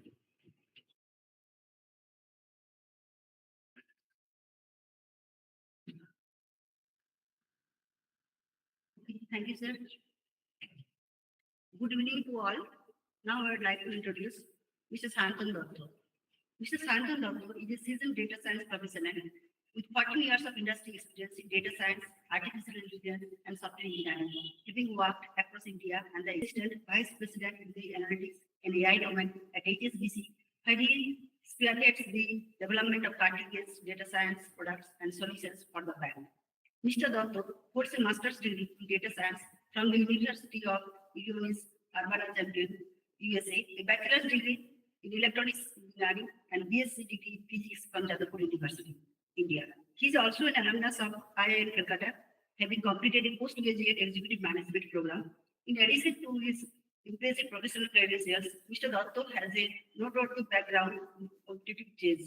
During his school years, he excelled in national and international tournaments, winning a silver medal at the Asian Chess Championship in 1999, and receiving a Government of India award for outstanding performance in sports in 2000. So, welcome, sir. Please join. Thank you, madam, for such a nice introduction. Okay. Okay. So, please, sir, continue. Yes, sure. Yeah. Let me share this.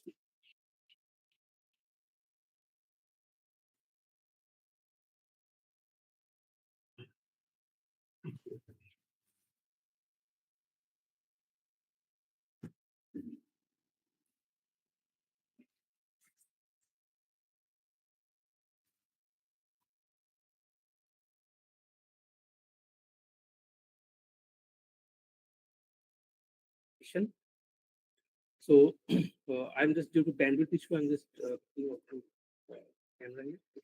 So like in the next over the hour and a half, we'll delve into how these advanced technologies are transforming the landscape of fraud detection, mostly in the financial sector. So this presentation is designed to provide a overview understanding of the principles, techniques, and real-world application of AI in identifying and preventing fraud. Also, we will look into the traditional methods where how the traditional method was being applied to detect fraud, but and what are the limitations of them, and also we will look into how AI is the future in creating a fraud detection model as the perpetrators are evolving over time, finding more and more different ways to create fraud. Okay. So let me go to the next one.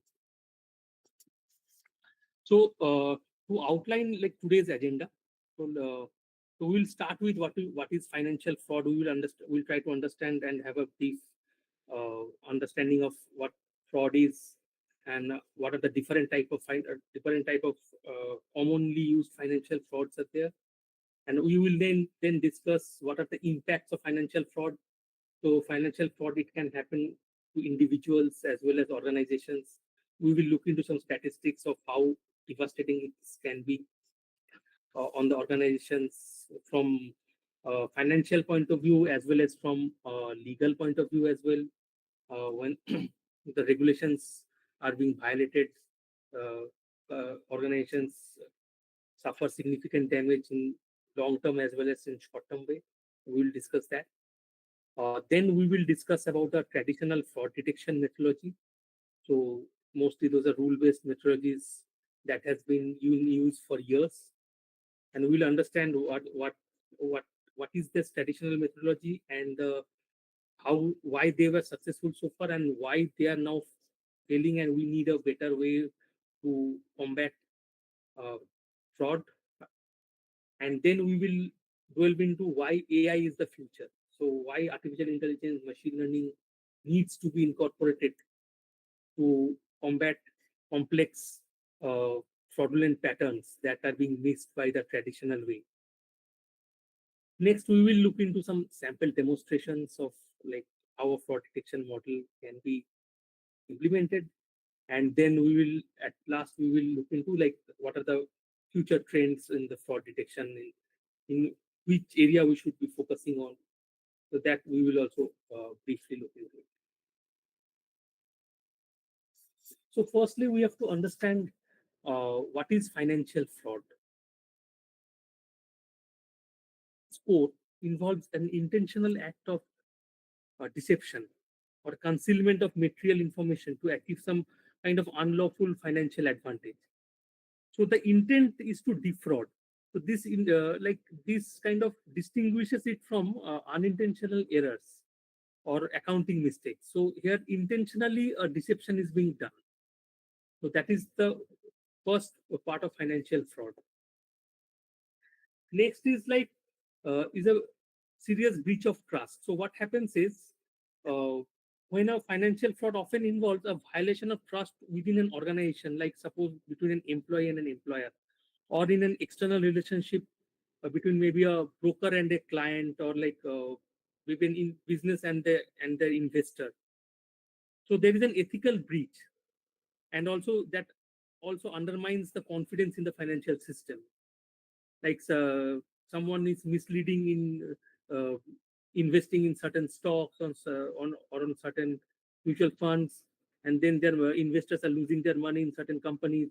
So a certain breach of trust, or it undermines that we cannot trust those kind of advice or those kind of financial institutions that claims to like double our money or like that. So there is a breach of trust that happens in financial fraud.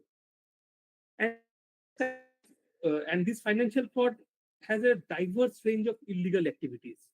It covers a spectrum of like illicit practices like embezzlement. It can be financial fraud statement. We will discuss all these in a brief way. So like investment fraud, where the deceptive schemes are being introduced, like Ponzi schemes. Also, there is identity theft, like stealing personal information to commit crimes. Like we know the most commonly is the credit card fraud. Also, there is a loan fraud, and also there are cyber crimes as well, where using technology like phishing or happy hacking, or as we commonly know, it has happened like ransomware, where people's computer have been hacked based on some link that they have used. So these are varieties of forms of financial frauds that happens. So so just let us look into some of the common forms of financial fraud. So as I mentioned, like identity theft is one of the common form. So this form actually involves like unauthorized acquisition of like personal data, a name, social security number, credit card details. So perpetrators use this kind of stolen information for various activities, for obtaining loans or making online transactions without the victim's consent. So the more India moves towards digitization, this identity theft is one of the biggest problem that we are facing, and it will kind of increase over time. Also, like the repercussions of the victims are very severe. So apart from financial loss or credit score damage, there is a lengthy recovery process by which they have to actually prove their own identity to recover their account and everything else. Also, next is a credit card fraud. So this occurs when individuals illicitly obtain and use another person's credit information for unauthorized cash withdrawal, like that. Like for example, like techniques such as phishing, as we clearly know that there are phishing and there are scheming emails that we get, like click on this link to you will win this amount of money. So these kind of uh, uh, frauds are very common, as we know, like credit card fraud. We see like in our Amazon account or some account, if our credit card information gets stolen and that is being used to do further purchases. So this is one of the uh, uh, type of fraud. Next is the investment fraud. So investment fraud is a schemes where deceiving the investors with the promise of high return. So as we know, like there are like we uh, we saw in even in like I think the Sharada scam in West Bengal, and there are like other scams where like Ponzi schemes where the returns for the invest investors were being lured with money uh, in the hope that a huge amount of money will be returned as profit, which is like unimaginable. Like it goes much multiplier of the actually the market value. So someone is still like 50%, I'll double your money within 1 year or 2 years. So these kind of Ponzi schemes are very common. Also, there are like pyramid schemes. Pyramid schemes are like where participants earn money primarily by recruiting more participants in the scheme.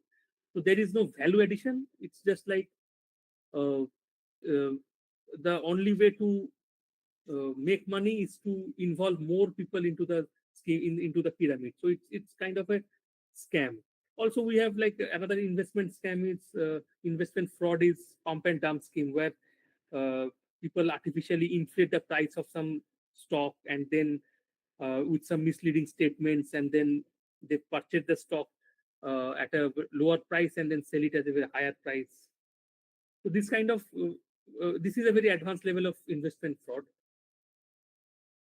Next is an embezzlement. So this involves like individuals who are in a position of responsibility or trust. So like there is a misappropriation of funds to which actually they have access to.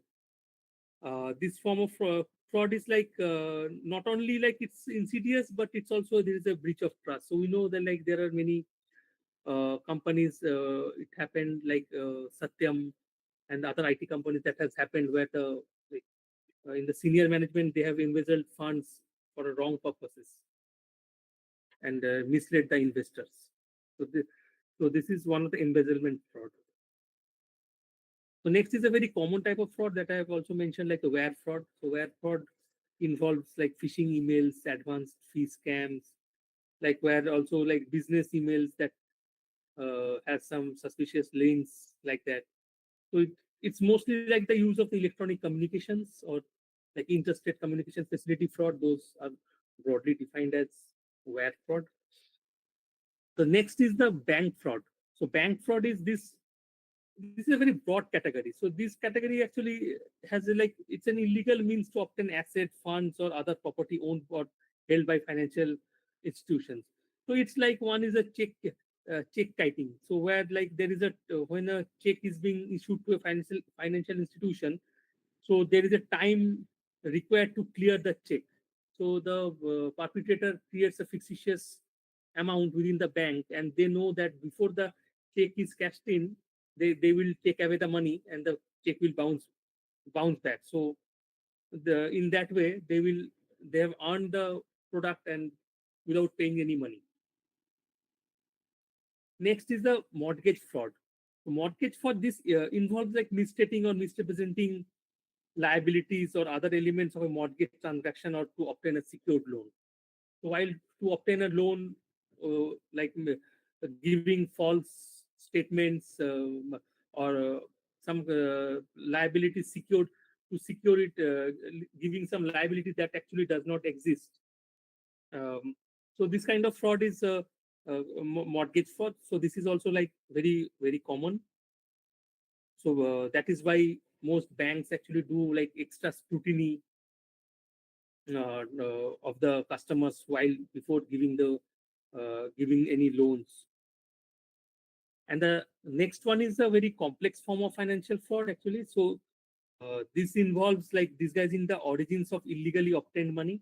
So money laundering is a completely different vertical in the banking sector, where so it involves like when a money is being obtained to make a black money into a white money, a complex series of steps are being taken.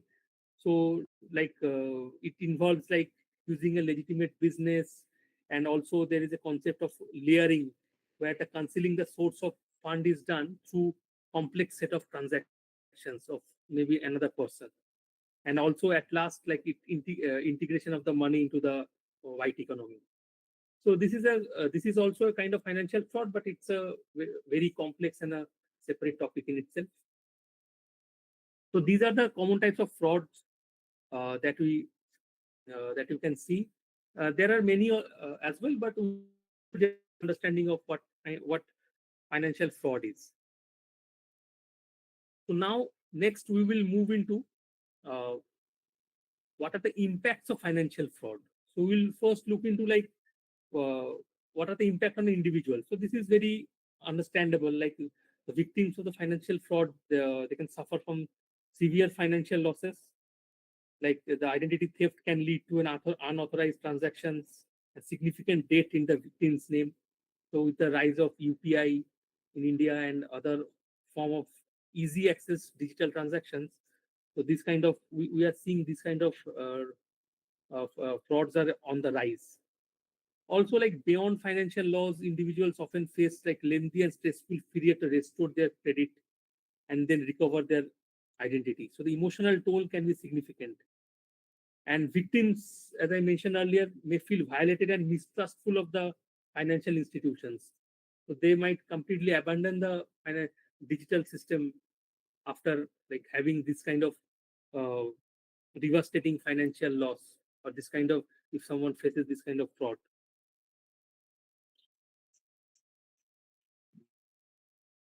So next is we will try to understand like how the impact of financial fraud on the organizations. So first, it is understandable like organizations are impacted by financial fraud. They face enormous financial losses. So like if a company's employees may fall victim to some phishing scam, some kind of suspicious link is being clicked, and some computer virus has entered, and they have resulted in a huge financial loss. So what happens is, apart from financial loss, the companies actually have uh, might also lose like sensitive data, and there is a significant reputational loss, or there is a big face loss for the company. So like financial loss, we can see it as a immediate loss, like short-term loss. Even though it's devastating, it's a short-term loss. But also there is a long-term reputational damage for the organizations. Like customers might lose trust in the organization itself, and there can be like legal consequences as well if some non-compliance is found by the regulators. So there are, apart from the uh, directly financial consequences, organizations have many other things to lose about. We hear a lot of news about our online information being stolen, or like it's going to dark web, or many of our account are being exposed. So these kind of things also has a consequence for the companies as well, who are actually keeping those data uh, secured. So in India, those laws are kind of maturing, but in US and Europe, they have very strict laws against those companies if users' privacy is being violated.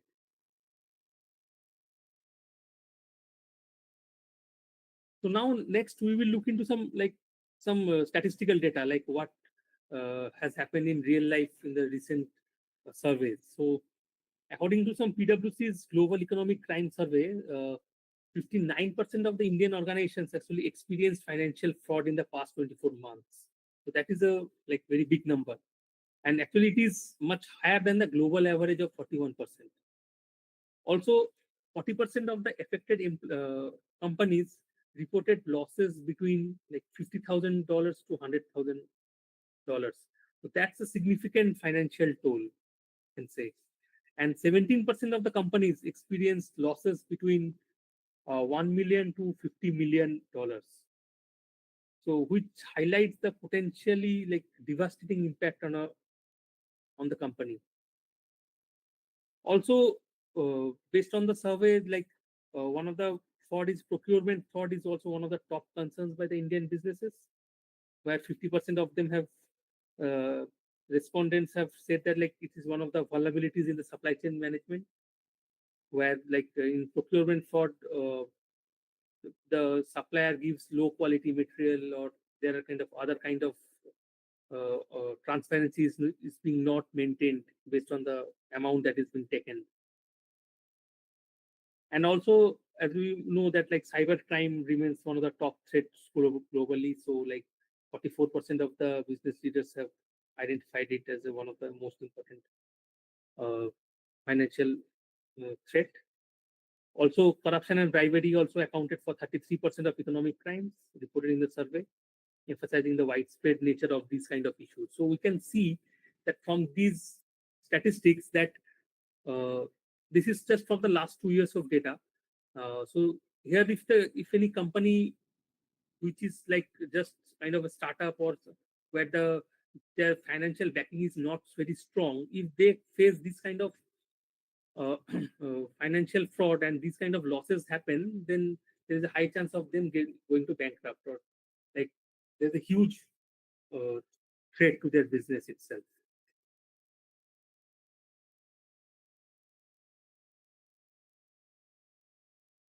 So next, we will look into how these financial fraud, these kind of this fraud can be detected. So first we will look into the traditional models, and once those traditional we understand how these traditional models work, we have to understand why these traditional models are not very useful as we evolve over time. So we have to understand like traditional fraud models are primarily rely on rule-based systems, where specific conditions or thresholds or some trigger flags are being set by domain experts for fraudulent activities. Like based on specific intelligence, so certain rules are being set, certain thresholds are being set, and once if any transaction comes within those parameters, only then the uh, alert is being generated for those transactions as a financial fraud. So these models use historical data to define those rules.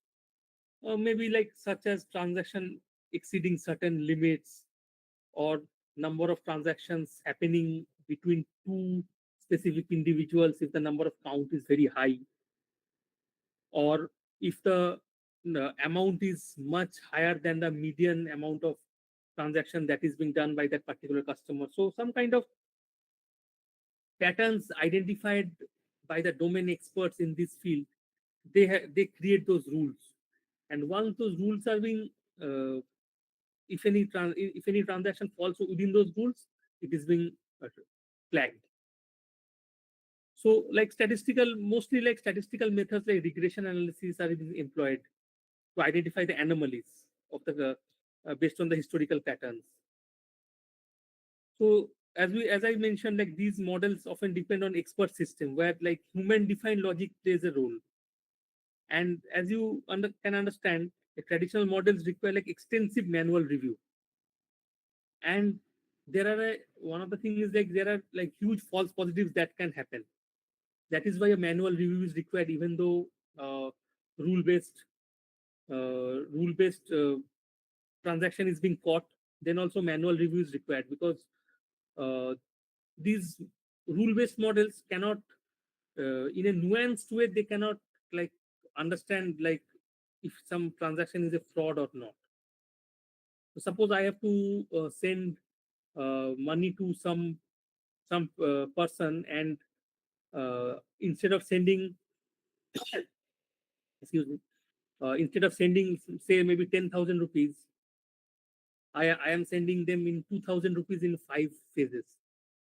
So the number of count is increasing, and if that is one of the rules, that if the number of count between two individual is more than the median or some kind of threshold, then I will get flagged. But it is a very normal kind of uh, financial transaction behavior from me, and I'll get flagged, and it's a false positive. So a lot of extensive manual review is required and it's resource intensive. So every time the experts has to review all the flag data, and then from there they have to kind of identify which are truly the fraud.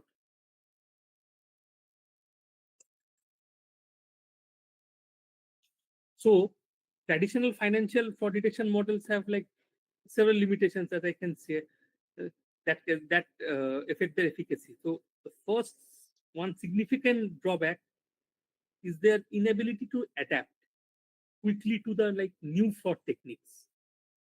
So as they rely on rules established on the historical data. So since these are rule-based, that means they are very rigid. So this rigidity means that they might miss out on detecting novel or sophisticated fraud patterns. So if someone within the system knows how these rules work, so they can easily kind of circumvent these kind of rules and actually do a transaction that will not be flagged. So that is why, like as I mentioned earlier, since they produce a lot of high false positives and lot of transactions are flagged as suspicious, so a lot of manual effort is being has to be invested to do that. So we can understand that over the time, as more and more sophisticated way of performing fraud detection is being fraudulent activity is being done by the perpetrators, this system will over the time it will keep becoming outdated. And if we keep increasing the rules, if the rules are not very specific, it will flag a lot of legitimate transactions as well. So moreover, one of the another important factor is like traditional models, they don't scale well with a growing volume. That means like as the data increases and if we increase the rules, the complexity of the transactions,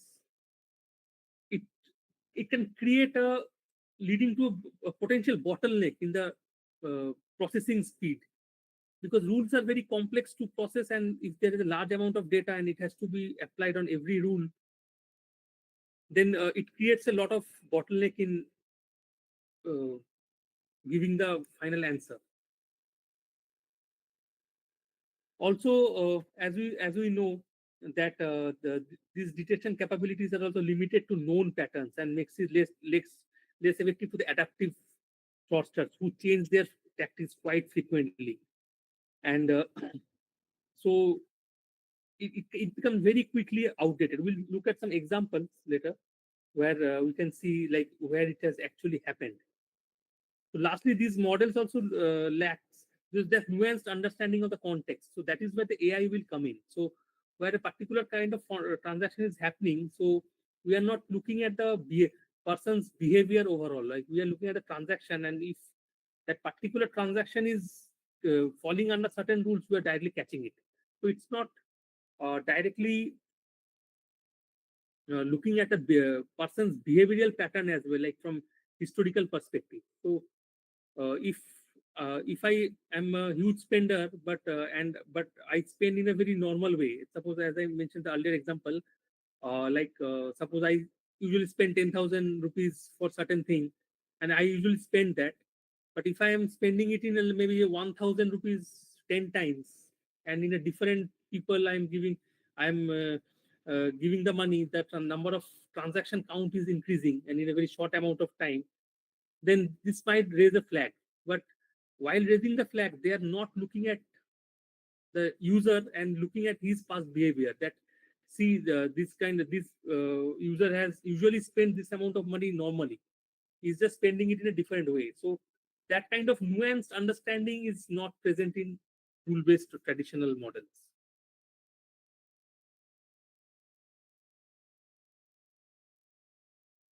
Okay, so we'll look at some of the like real life examples.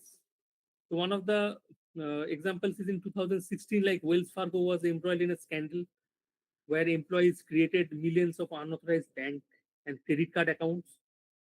So clearly, as we mentioned earlier, the employees actually knew about these kind of rules. So they know how to circumvent them as well. So the traditional fraud detection method in place failed to detect this fraudulent activity. it resulted in a huge financial loss, loss of customer trust, and it tarnished the reputation of the bank. Another example is the Equifax data breach. So in 2017, Equifax data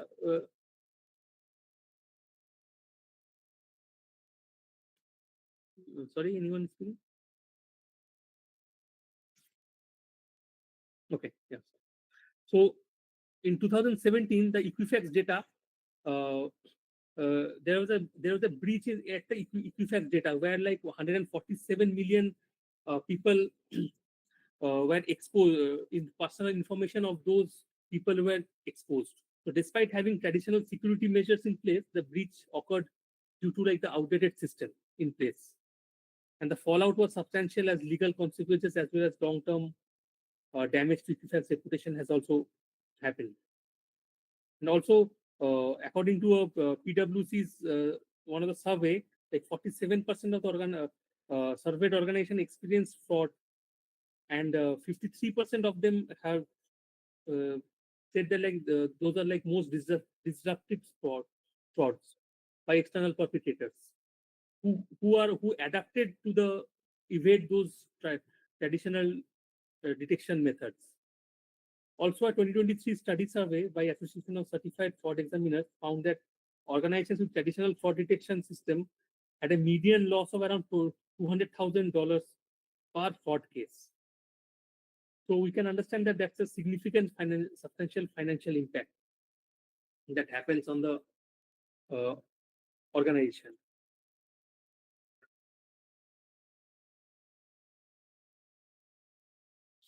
Okay. So now next, we will move into the AI-driven financial fraud detection models. So we right now we understood how the traditional rule-based models actually work, and we also understood like what are the limitations of them. So they have provided a good foundation of detecting the fraud, but as the fraud evolves over time, we have to also evolve our detection procedure as well. Like it has to be more nuanced. It cannot be very simplistic in nature. So that is why instead of human creating those rules, we will use artificial intelligence, machine learning to create those nuanced rules to detect nuances in the transaction. Where in a transaction, a lot of other features of the customer will also be present. So here we will like employ advanced algorithms in NLP, in machine learning, where a vast amount of data. So we will learn from here also we will learn from historical data. Instead of us, it will be the machine who will be learning the unusual patterns, and we will also provide them with all the metadata of the customers as well, like the geographical location, like transaction, their IP addresses, and many other features that can. It might happen that perpetrator is using a specific IP address to do a fraud. So that might also be also that IP address is very legitimate, but only during fraudulent transaction that IP address becomes active. So, there are many hidden and nuanced patterns that human cannot understand in a very simplistic way. That is where artificial intelligence comes into the picture, where we give the machine with all the data and then let machine find the patterns, and then they create the model for us. And the best part is like the machine learning in particular allows this system to adapt over time. So as newer and newer, more complicated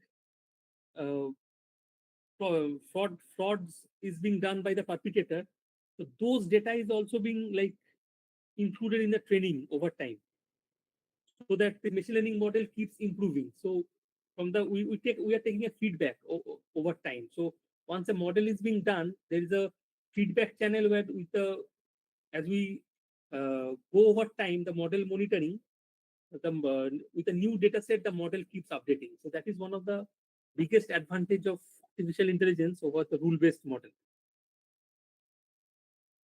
And also another important aspect is in a rule-based model, it's always reactive. So when a transaction actually happens, then we are able to detect it.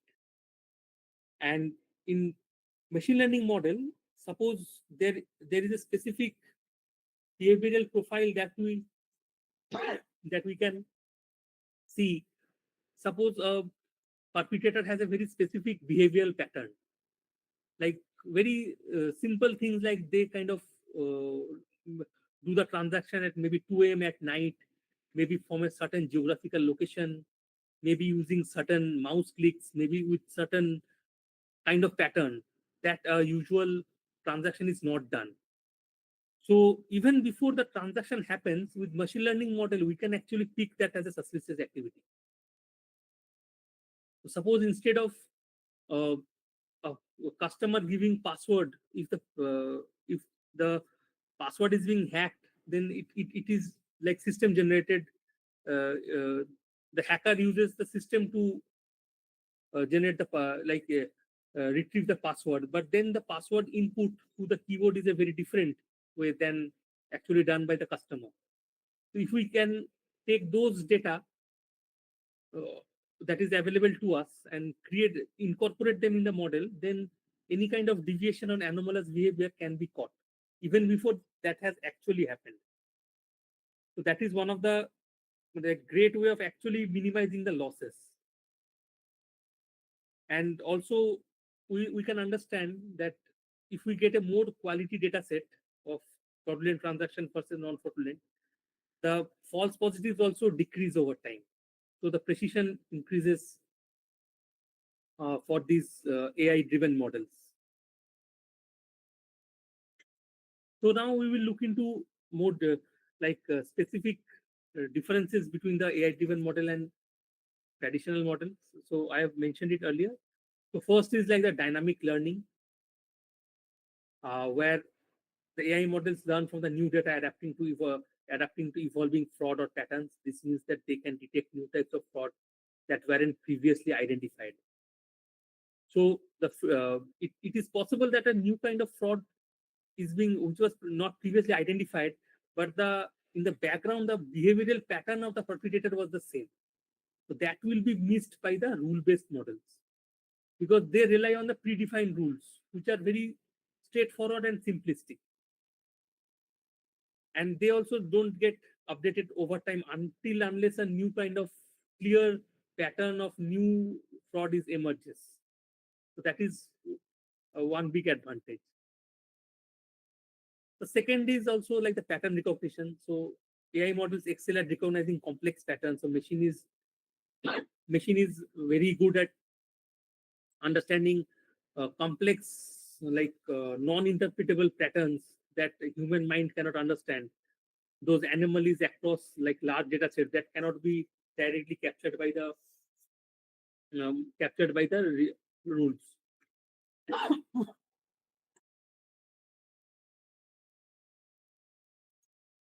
Also, as I mentioned, like the AI models, they can handle large amount of data. So the scaling of AI models is much faster and much efficient than rule-based models.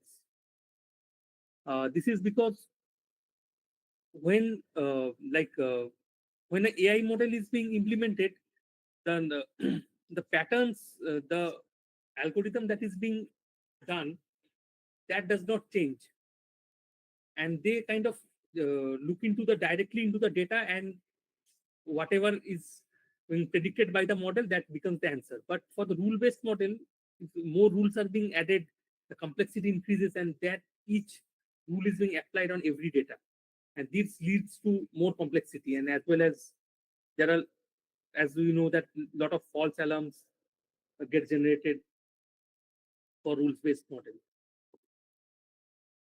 Also, another important thing is the real-time analysis. So in real-time analysis, like AI models are capable of analyzing transactions in real time, providing like instant fraud alerts. and reducing the window for fraudulent activity. So that is why like more banks are slowly by slowly they are moving towards from rule based to rule based towards machine learning based models. So the transition usually in real life does not happen like from rule based to AI models. They kind of first move towards a hybrid way where both are kept, and then over time when the AI models become very efficient, then rule based models are kind of uh, discarded and only instantly AI models are being used to detect fraudulent transactions.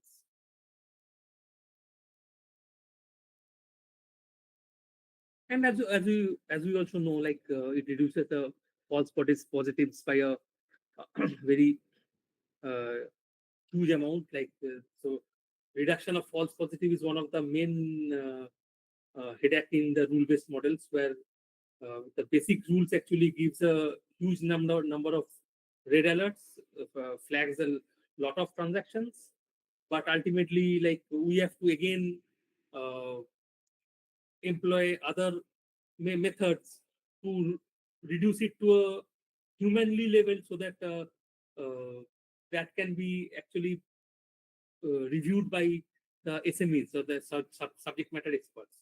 For example, like we have like billions of transactions, mm, close to billion transactions that are happening over a certain period of time, say maybe 1 week or something. And if the rule-based model is giving 10,000, they're flagging 10,000 of the data, then like reviewing 10,000 data is a huge resource intensive activity. So it's kind of defeats the purpose of having a rule. So it's like almost like if we go through each and every transaction manually itself. So so that is one of the main process.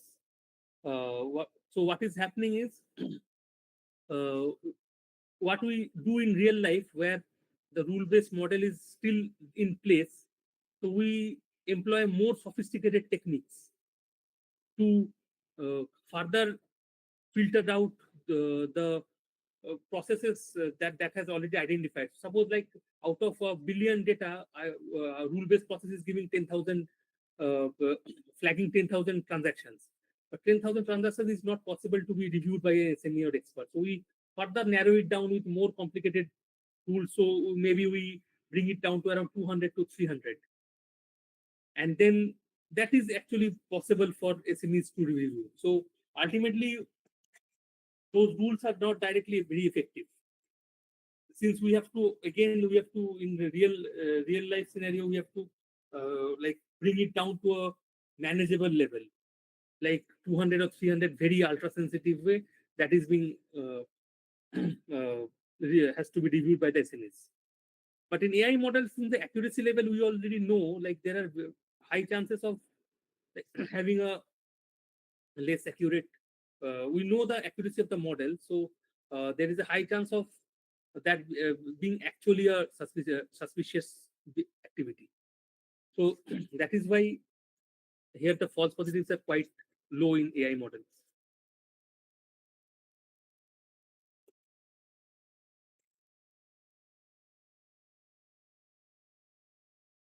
So, so now we will look into how how does a machine learning model actually work. So, like, how does a machine learning model identifies a fraud detection?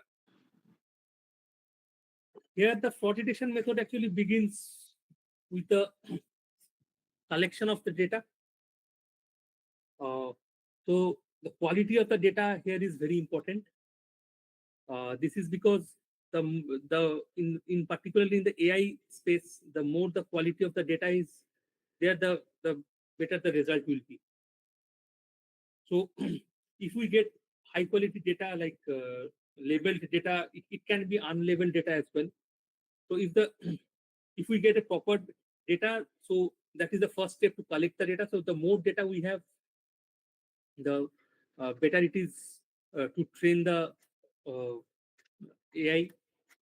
And the next step is that we'll look into a sample demonstration to extract important features uh, from the data. So suppose like when we have certain columns as maybe a part of uh, transaction behavior. So based on domain expertise, we can create more features that are actually useful for the AI to or the machine learning to use for prediction purposes. So maybe suppose a transaction count between a particularly two account is can be another feature, or number of transaction count within every month, that can also be one of the feature. And also like if some kind of uh, threshold is breached, some kind of a median can also be a feature. Like if a particular transactions that a particular customer does, and that each month that threshold is getting breached, so that can also be a feature that if particular transaction is reaching that median value or not. So the next step in machine learning system is to create those useful features, and that can be done with the help of domain expertise. Also, like what kind of payment methods being used. If some online transaction is happening, then cash is probably not a suspicious one in that case. So that is one of the way we can enhance a data set. And then once the data set is enhanced, then a machine learning model is being trained, and based on the input columns, and we also have a, in case of supervised learning, we have an output where it's a fraud or not fraud. Based on that, a model is being created, and once a model is created, and then the next step is model deployment and model monitoring.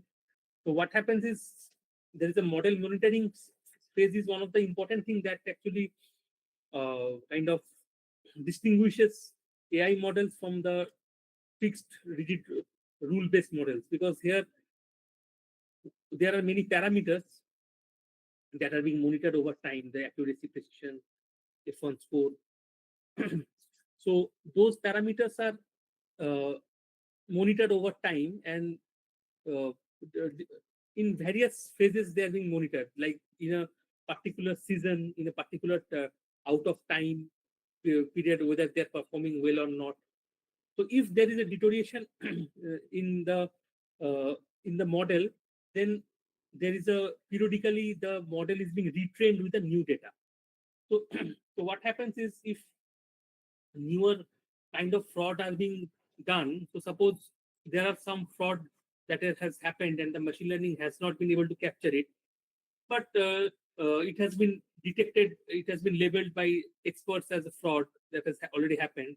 So that data will be again used to retrain the model as part of model monitoring. Even though the model is already deployed, we will just retrain the model. So it is not very expensive in that way. Not a new rule is being added here, but just the model is being retrained. The parameters of the algorithm is being just updated with a new data set.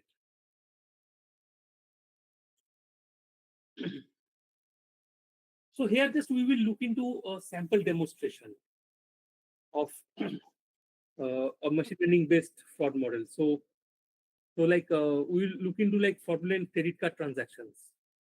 So here we have like we will look into some unusual patterns in the transaction data, like anomaly detection. So I have created like a sample the demonstration purposes in Python. So it's just for demonstration purpose. So so as we can see, the initial amount, initial data that is given, obviously the columns are being masked, and we have the data, and we have amount, and we have the class that is given, like fraud or not fraud. So in the first step, as I mentioned, in developing a machine learning model is to load the data set. So then the next step is to handle missing values.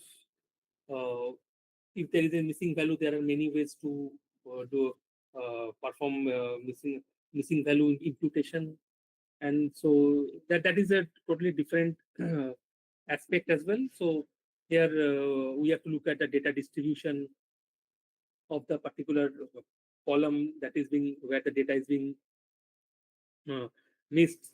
So we have to look at the if it is parametric or non-parametric distribution, and then also based on that the data imputation has to be done, and it will largely depend on the use case of the business. So there is no fixed way, like there are many ways, and we have to look at the use case of the model, specific business requirement. Based on that we have to take the decision. And then also, like here we have taken selected the relevant features that can be used for the model. And also, as I mentioned, based on the domain knowledge, it's important to add uh, important features that can be used by the machine to create a good predictive model. So like transactions amount per time. So this feature calculates the number of ratio of the transaction amount in the time elapsed, or also the cumulative sum of transactions over time. So that is also another feature. So that can be actually useful for the machine to understand. So from a human perspective, that might not be very useful, but or we cannot find a direct link between them and the whether the transaction is fraud or not. But machine can look into very nuanced way, and they can create the patterns there. So as you can see, creating the feature engineering, we have created like 2 new columns, 2 new features that will be used by the machine learning to generate the patterns. And so, and as we know, like in the machine learning model, we split it while making the model, we split the data into train and test, so that in that training data we have the data that is being used to develop the model, and also the testing data is used to test the efficacy of the model. So testing data will be the unknown data set where the model will be tested, so that we can understand that how the model is behaving, or is getting generalized on large scale. Also, here I have given like we have used here isolation forest for as the model to train. And here we can, as you can see, we are doing the predictions here to predict the anomalies. And once the model is being trained, the next part is to evaluate the model's performance. And while evaluating the model's performance, there only the business case or the specific case is very important, like what kind of business requirement we are in. So in which area we have to push. So suppose we have this model where we have this confusion matrix, where we have precision as well as recall as well as F1 score.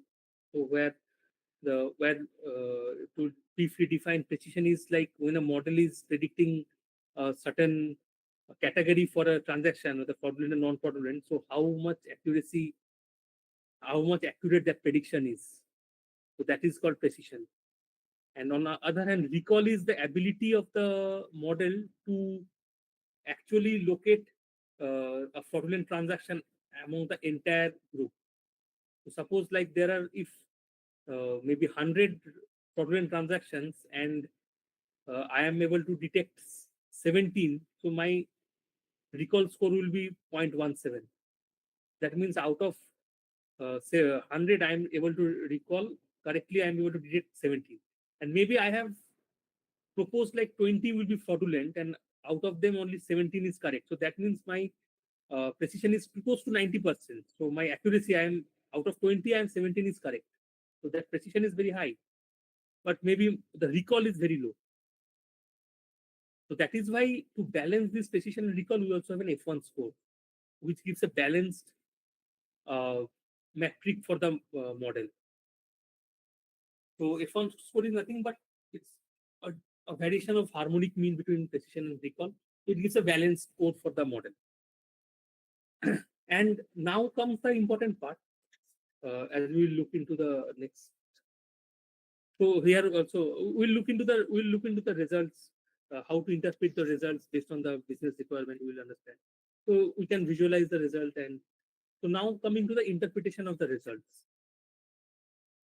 So here it depends on the business use case. So suppose here if my business case is if a customer is having a legitimate, say in a supermarket, if a customer is having a legitimate gift card or not, that is my model. So if the card is being scratched at the supermarket and based on the fraud detection, if it is showing as it is a fraud, but actually the customer is legitimate, so that's a false positive. So there is a false positive, and another scenario will be if the customer is actually uh, carrying a false fraud card and they are intentionally getting the discount with the gift card. So there will be two scenarios. One is we are uh, catching legitimate customers, and also like there are customers who are like having a illegal fraud, illegal gift card, and they are getting a discount. So now here we have to understand like which direction we have to push our model. So the first is precision and recall. If we increase the precision, then our accuracy will increase, but our false positives will also increase. So if we want to like have a larger net, uh, if the net is larger, then lot of other fishes will come that is not part of our actual model. So here in this particular example of supermarket case, so we can understand that if someone wrongly gets a discount, it will not be a big deal. But if a customer who is a legitimate customer, he is been flagged as false, then he will have face loss, and he will have a negative view on the market or the company. So in that scenario, we have to focus on the recall. So the recall should be high, but we have to reduce the false positives. So in this case, we can push down the precision and we can push the recall up in this specific use case. But suppose think about another scenario. Suppose someone wants to enter a CBI office. There's a CBI officer who wants to go to the office and he has a employee card. So now when he scratches the employee card, so you have a fraud detection model there. And there, if the model actually catches, there will be two scenarios. If the officer is a fraud and he's enters the CBI building, and another is he's actually a legitimate officer, but he is being wrongly flagged. So which scenario do you think is more relevant here? Obviously, here if someone wrongly enters into the CBI office, that is a very dangerous scenario. And if a legitimate officer is being flagged as fraud, that is also fine, because here security is paramount. So that is why in this scenario, precision is very important, not the recall. So here the machine learning model, if there is some model placed in the security area, here the precision should be pushed to the highest level, so that nothing can get past that system wrongly. And if some kind of false positives happen, even by increasing the precision, that is also fine. So what the point of giving these examples is like based on the business requirement, we have to understand what kind of how the model should be tuned, and that is how we can actually give the best output result. So one shoe fits all technique is not the right way. So even for the fraud detection, based on the scenarios, we have to determine like which is the right approach to take.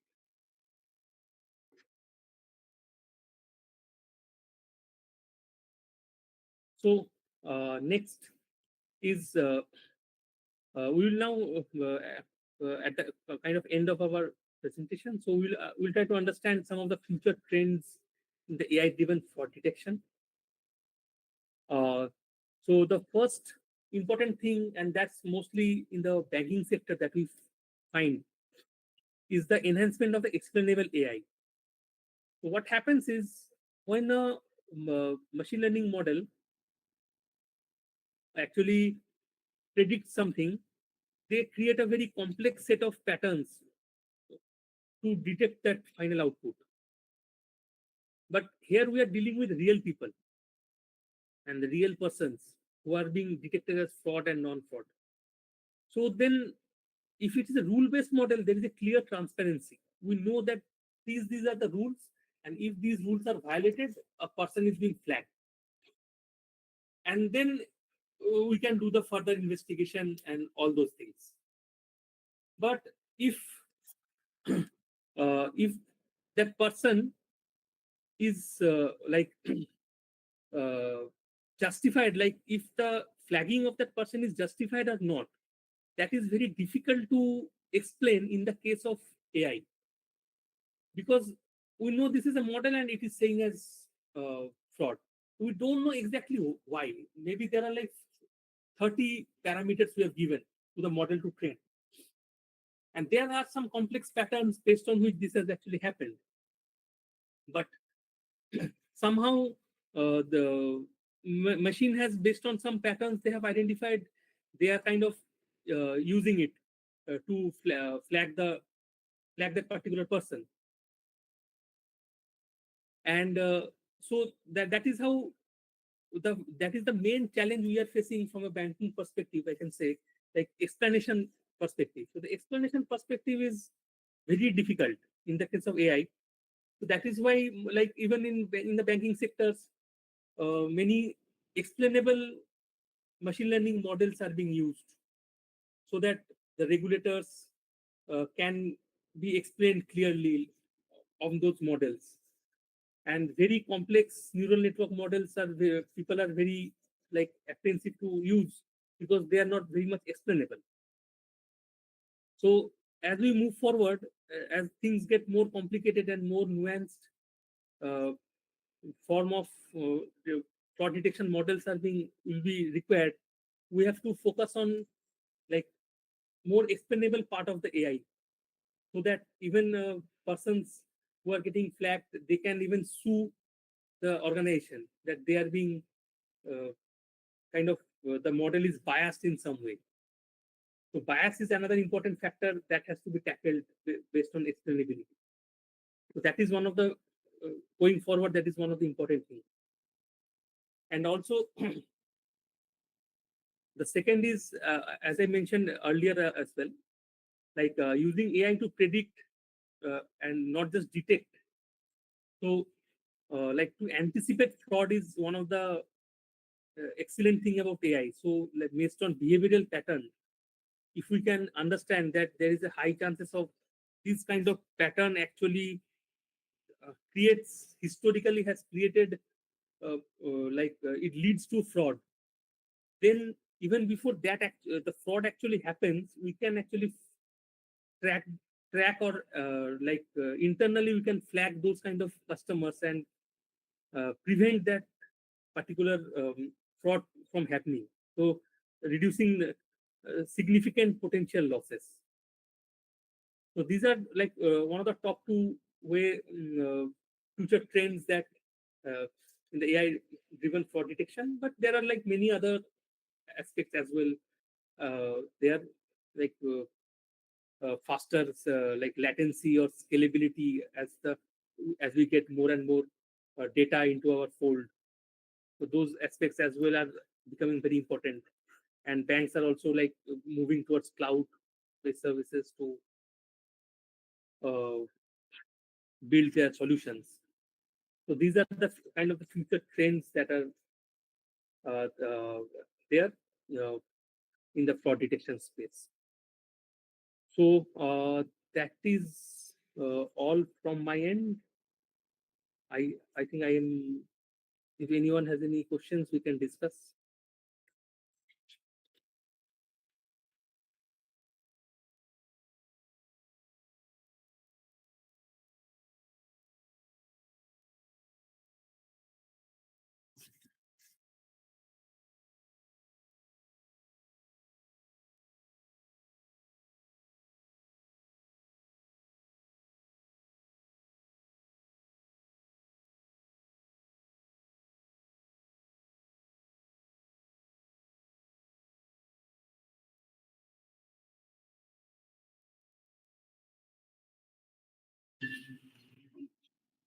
Hello, any question from participants? Is there any simulation software available? Yes, so for fraud detection is a very widespread uh, uh, phenomena.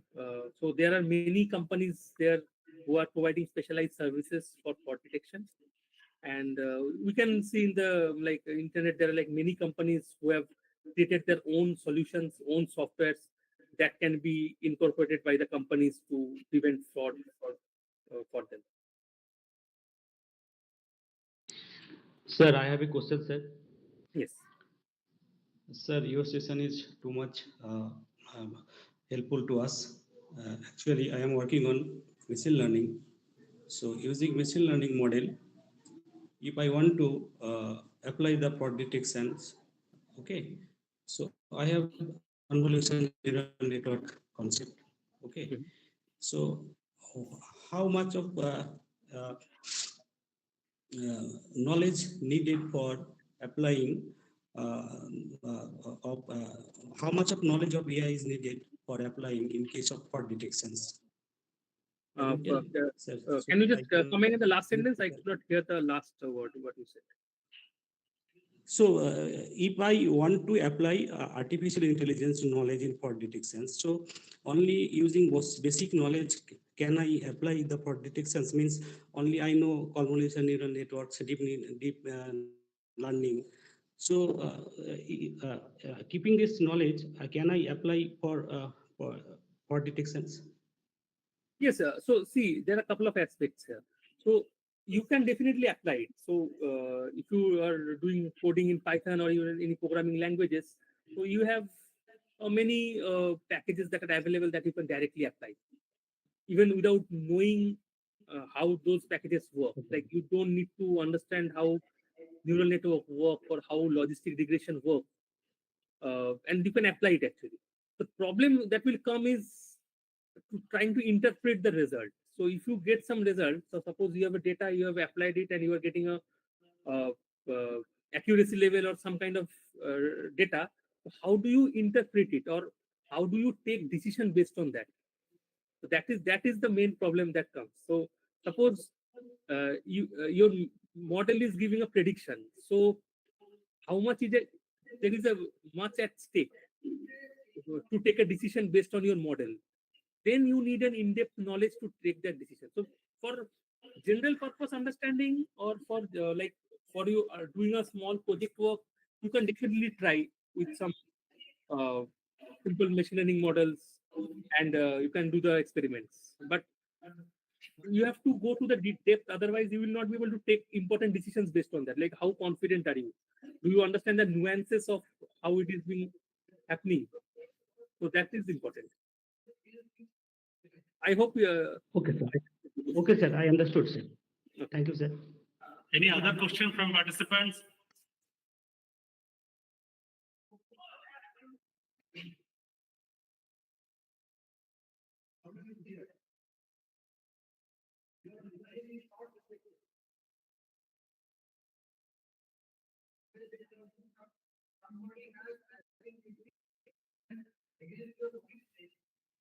I think there is no further question.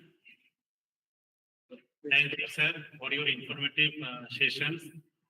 And Thank you.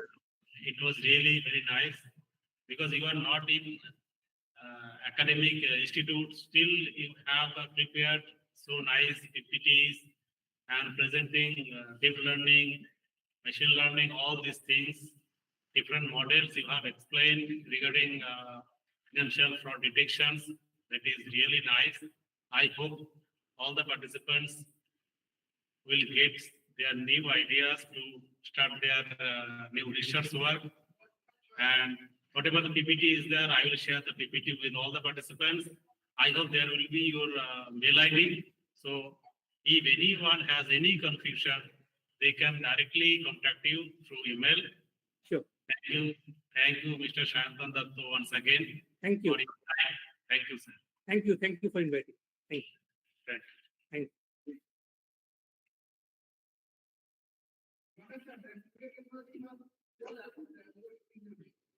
Now, This is the time for test. So I can leave, sir. Yes, yes, sir. Yes, sir. Yeah. You may Okay, leave. thank you. Thank you.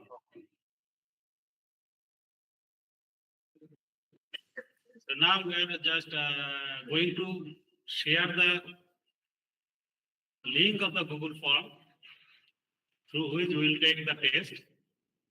Before that, just we are taking few minutes for preparation.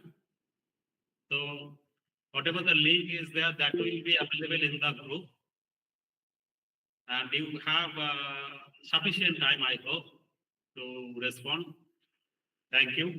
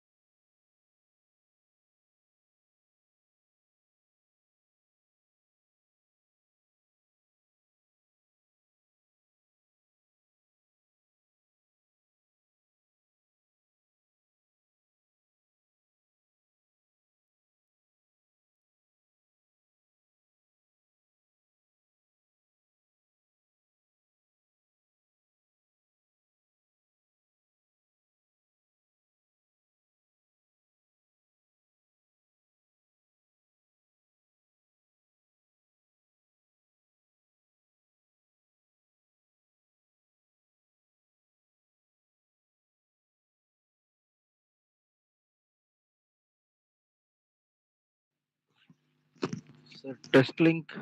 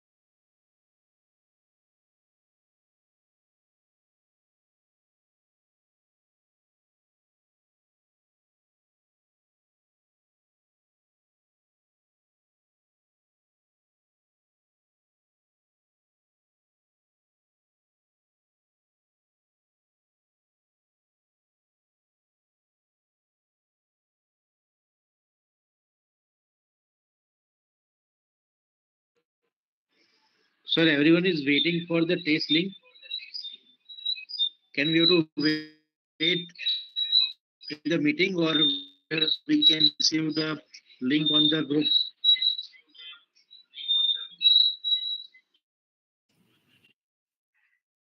No, till now we have not sent any link for the exam.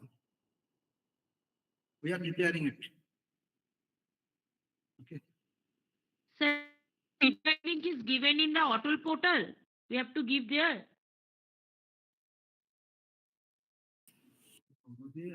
No, we will send the link on WhatsApp group, probably. On WhatsApp group. Sir, then Sir, shall we okay, sir. discuss Please give the ample time so that we can conclude it in. Sir, should we Sir, leave shall the we meeting? leave? Sir, shall we leave the meeting? No, Hello? we are sending the link. You follow the WhatsApp group. We are sending the link. Okay. Okay, that's okay, but can we leave from here? No, From no, the no. Gmeet? No, Okay. no, we joined. Okay, sir, thank you.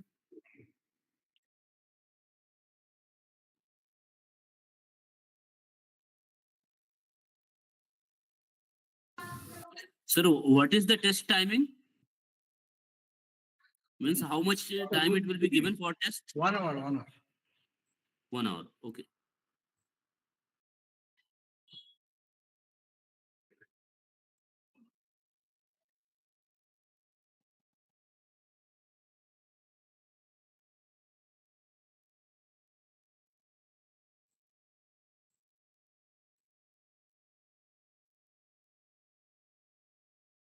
What is the time of test, sir?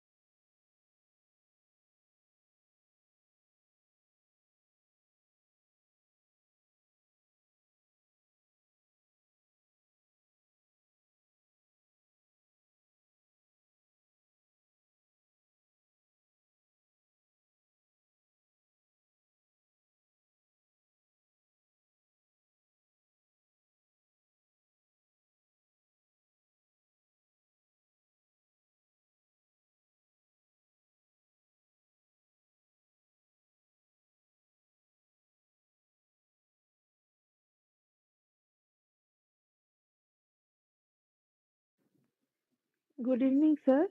Hello.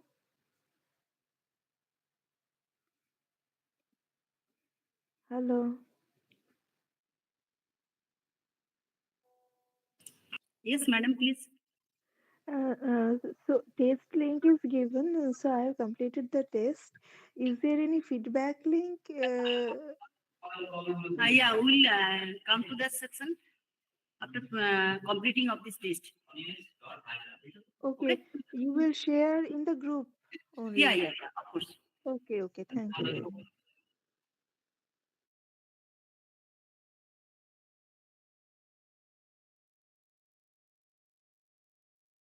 Dear madam, can we leave the Google Meet if we have completed the test? Yeah, Google Meet will be running. Okay. Okay, and the feedback can be given on the WhatsApp group, the link which will be shared, right? Right. Okay, ma'am. So I'm leaving the group now. Thank you, ma'am.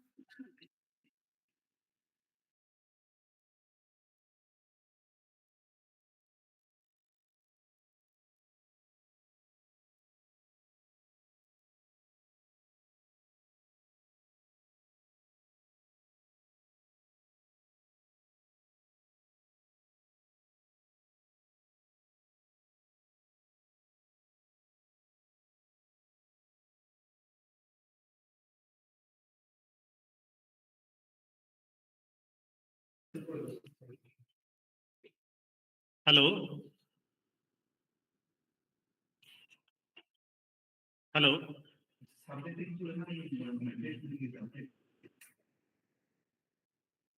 We are almost at the end of our program. So before closing the program, I would like to call at least a few participants to provide their feedback. Yes, Dr. Vikramjit Sarkar. Actually, I need to share some issues that I faced. So first day, actually, by mistake, I joined with my official email ID, whereas I registered with my personal email ID. That is one issue. That is no problem, sir. Actually, whatever mail ID you are using, that is not issue because your mail, your full name is there. So that's why we are considering your name only. No, actually, in my official email ID, no name is mentioned. Instead of the name, head CSE, JISC is mentioned. Okay. We are taking note about this issue. Thank you, Any other issue? Another point, actually, yesterday you mentioned that 50 questions will be issued to answer. But today I found that only 30 questions are there. Is there any other set to give to us? No. Actually, there are many requests from the participants, and we have take feedback from other team also. Okay. They also told that we can take only a test with 30 questions. Okay, sir. Thank you, sir. That's why we are considering this. And any feedback from the overall event, sir? It's a very informative session. Just a minute, sir. Just you can on your camera, because we have to submit this video to the AICD portal. Just a minute, sir.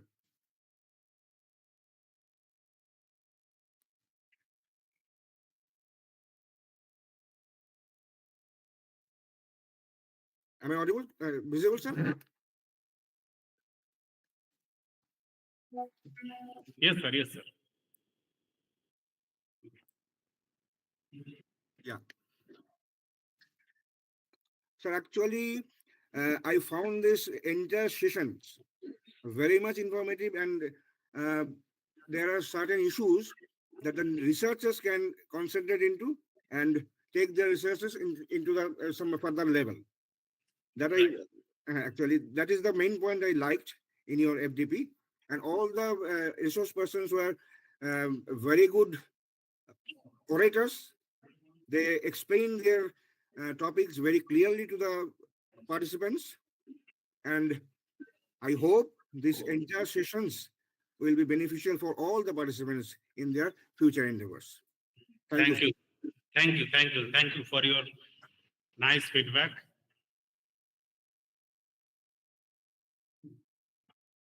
Yes, Dr. Murali sir.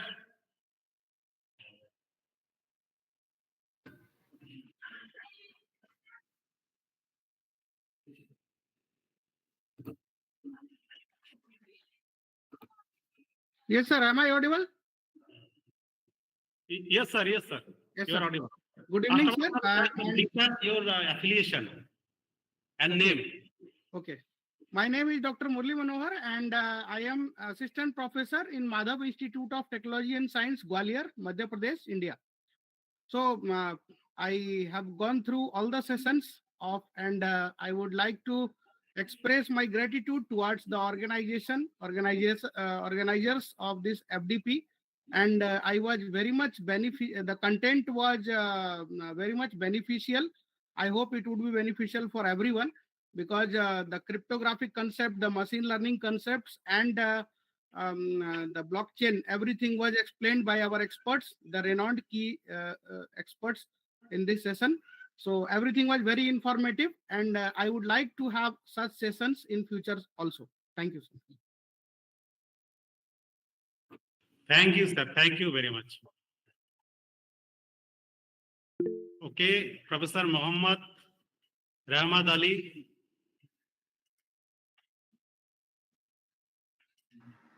Am I audible, sir? Yes, sir. Yes, sir. Just a minute, sir. Yes, sir. Okay. Very warm evening to everybody, and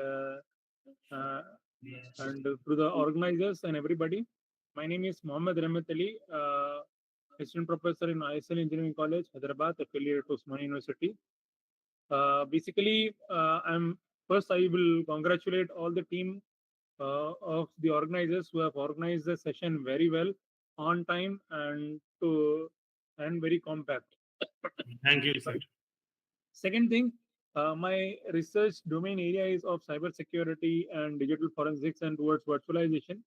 I found this session very useful in terms of theory, but the part that I was expecting more from this particular FDP was more towards the practical aspect of cybersecurity implementation, threat analysis, intelligence, and the aspect of threat detection using some of the open source tools and some of the paid versions. So, but overall, this session was very good for me, an informative one, and for the people who are very much new to cybersecurity and other things, this session plays a very prominent role for them. So my overall feedback is, overall the session was very good in terms of theoretical part, but the part of the practical aspect was missing a bit from this. So overall, this was very good. Thank you. This is the feedback from my side. Thank you a lot. Thanks a lot, sir. Thank you. Thank you very much.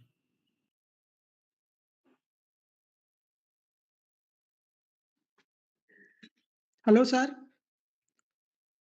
Yes, sir. Yes. Good evening, sir. Good evening, sir. This is Dr. B. Lavaraju from Savita University, Savita School of Law, Chennai. Savita School of Law. Yes, yes, yes, sir. Thank you very much for choosing the important topics, sir. So you have chosen very, very nice topics, and two of my scholars are pursuing their PhD on cyber security and artificial intelligence areas, and your sessions will diverted me to choose more important areas. So I am very much learned from your presentations, especially cyber security, current trends, and industrial demand. That session one is very nice, sir. Thank you so much for providing this opportunity to me. Thank you, sir. Thank you. Thank you very much, sir. Actually, when I saw your application, yes, sir. I have some confusion whether I will approve you or not. But after that, I think yes, it is directly related to cyber security, cyber crimes, digital forensic, and as a professor of law university, you will be benefited from this type of event. And not only that, sir, I would like to take your contact number, and sometimes we conduct different types of awareness program or seminar regarding cyber security, cyber law, ethics. Yes, sir. In that case, we can invite you as a resource person, sir. Yeah, thank you so much, sir. Thank you, sir. Because you. we are in our university, we are introducing new courses, sir. Not only cyber security and even medical jurisprudence like artificial intelligence, artificial Right, sir. insemination, new features we are introducing, sir. Okay. And your sessions are very much helpful to me to redesign, reframe our contents in research topics also. Thank We you. have Thank you. very nice platform, sir, and my scholars also very much happy with this, sir. Thank you so much, sir. Thank you. Thank you very much, sir. Good night, sir. Thank you, sir.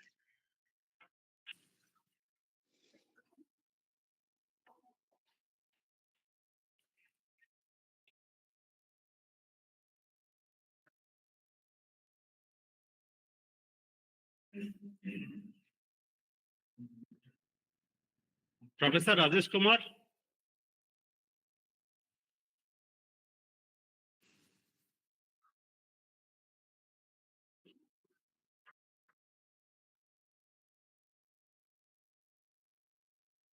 Any other participant?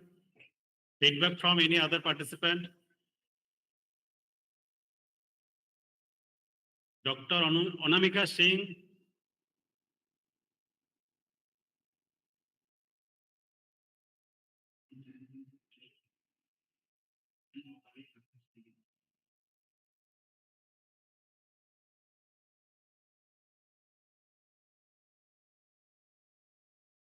Any other feedback? Fair, madam?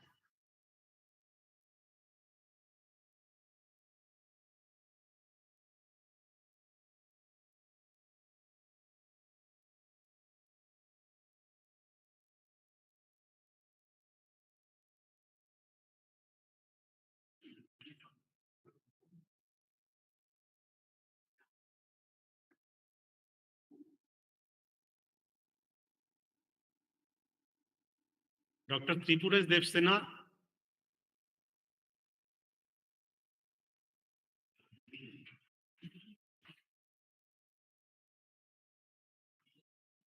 Maybe our participants are busy with their test.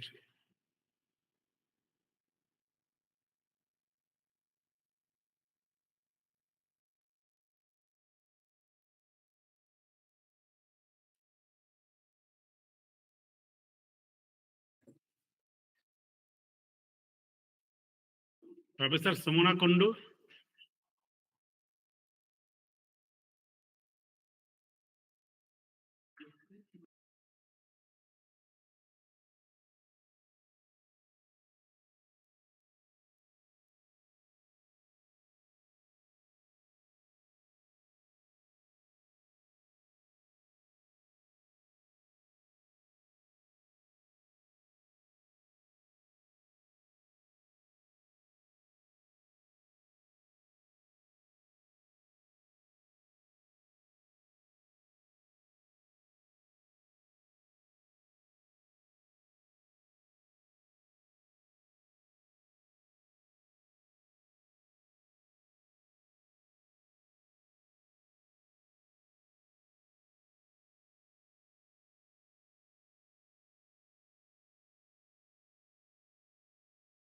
Good evening, sir. Good evening, sir. Dr. Sir, Tripuresh Devsena. I am Tripuresh Devsingha from Government College of Engineering and Textile Technology, Srirampur. Sir, it is a great opportunity for me to join a very current and emerging topic, that means cyber security. Though I am from mechanical department, so I have got some interest in the different area, particularly the application of the machine learning and AI in the manufacturing. And I have got to some extent the new domain, that means the domain of the research, that the AI can be used in the manufacturing as well as different aspects of the mechanical engineering. So thank you, sir, to give me the opportunity to participate this such program. And thank you, sir. Thank you, sir. Thank you very much for your nice feedback. And we hope you will join our future events also. Thank you very much. Thank you, sir.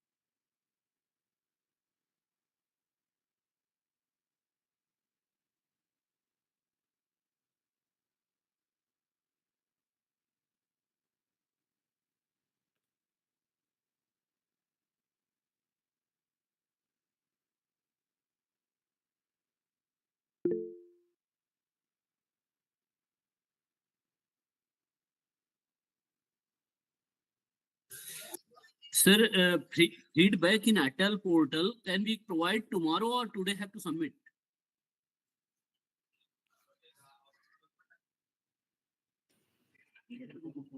Hello, sir. Sir, that I'm telling you, I'm trying to log in ATAL portal, but it's like that a bad gateway showing. So I have not done feedback. I did a test part, online test I did, but feedback I have not submitted. So can I submit tomorrow also, or that it's Yes, compulsory to submit today? yes, you can submit tomorrow also. Thank you, sir. Thank you, sir. And would you like to say something about our program, sir? Yes, sir. Yes, sir. I'm Ashish Kumar Dwivedi. Just on your camera, sir. Okay. So, yeah, so maybe I'll take I sit like this so that it will be visible. So, yeah. So, Yes, sir. Now it is visible. yeah. So, I'm Ashish Kumar Dwivedi. So, basically, I'm assistant professor in the LNM Institute of Information Technology, Jaipur. That is the Lakshmi Mittal Institute of Information Technology. So, basically, I'm from cybersecurity area, and I did my postdoc from Sweden, KTH Sweden, in cybersecurity for 2 years. So, after that, I joined LNM IIT, and I joined this program, and most of the talk I listen, and yeah, it was a excellent talk. Means just like that, the content provided, it was very helpful. And basically, my new project, like a federated learning and application of AI and deep learning in cybersecurity. So this talk helped me a lot, like how we can use the model and what are the limitations of the models. So yeah, as per my point of view, it's very helpful. And the detailed idea provided by the expert, that was excellent, because they have gone through detailed idea about a particular topic. So of course, it is a very good FDP that I have listened, and I would like to join any physical program when you will organize in your institute. So even that timely conducted the lectures and delivered the content, that was super. Thank you, sir. Thank you very much for your nice feedback. And as you have mentioned that you are interested to join in our offline mode program. Right. Obviously, sir, we have the complete database of the participants, and whenever we will organize any future offline based event or seminar or workshop or conference, obviously we will knock everyone.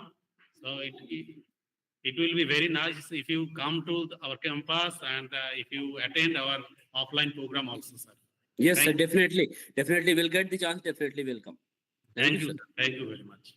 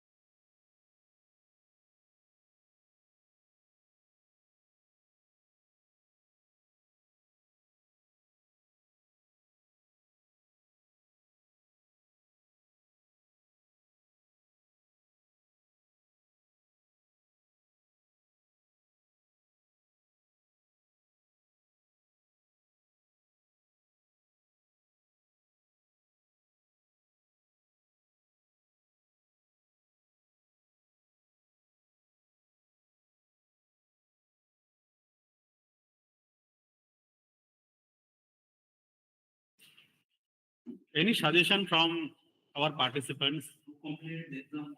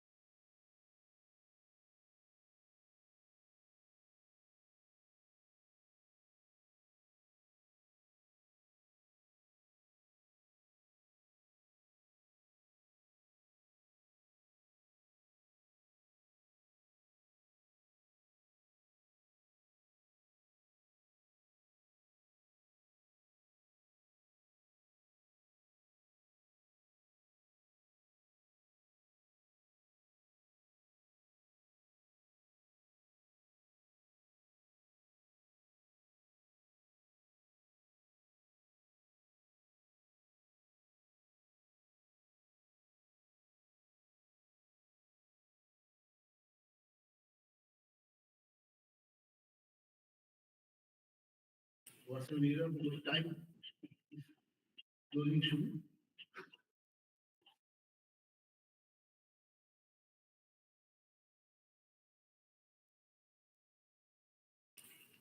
We hope you have completed your test.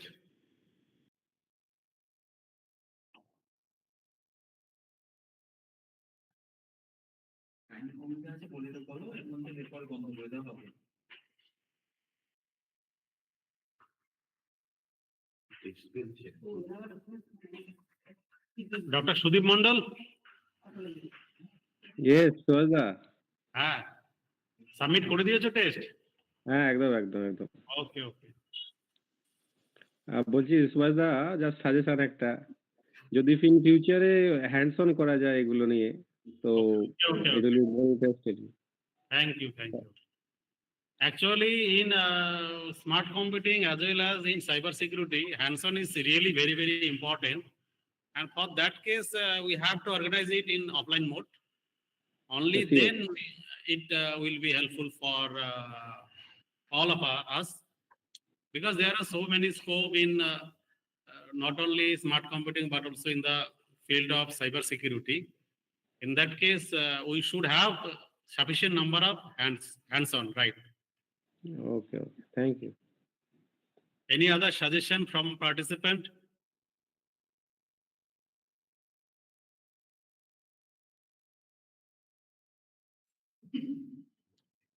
So I have a small request to all the participants. Please on your camera. We are very close to complete the sessions. And now I would like to request our organizing team to come forward to the in front of camera. Thank you. Professor Juma Datto, co-coordinator of this event. Please, madam. Okay. Once again, very good evening to all. Now we have reached the conclusion ceremony of this event. I hope all participants have enjoyed the 6-day FDP program that we have arranged, and we are really very much grateful to AICT ATAL Academy for providing such opportunity, so that we have communicated so many faculties from different parts of this country. Okay, now I would request all other team members, mainly Professor Srinivas Rana.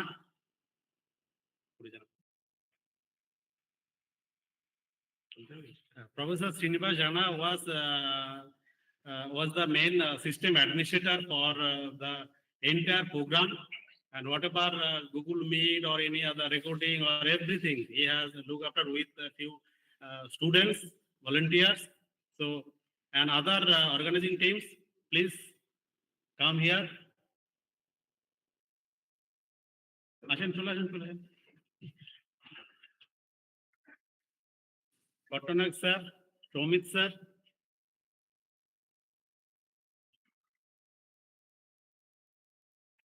And we are in the department now.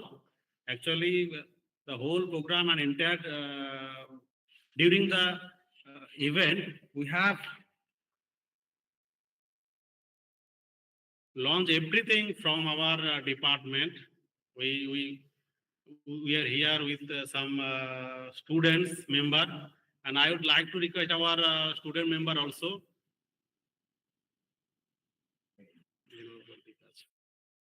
Anyway,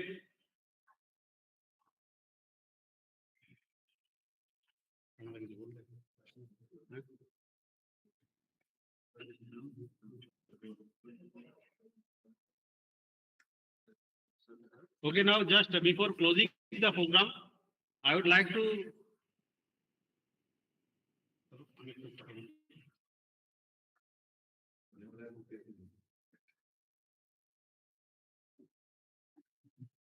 respected dignitaries,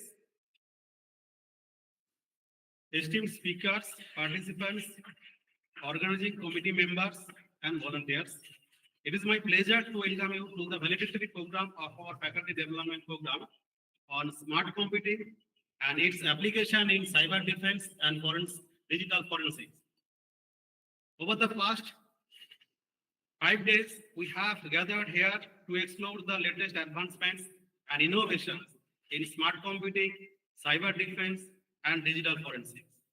We have had the privilege to learn from renowned experts in the field, sharing knowledge and exchanging ideas.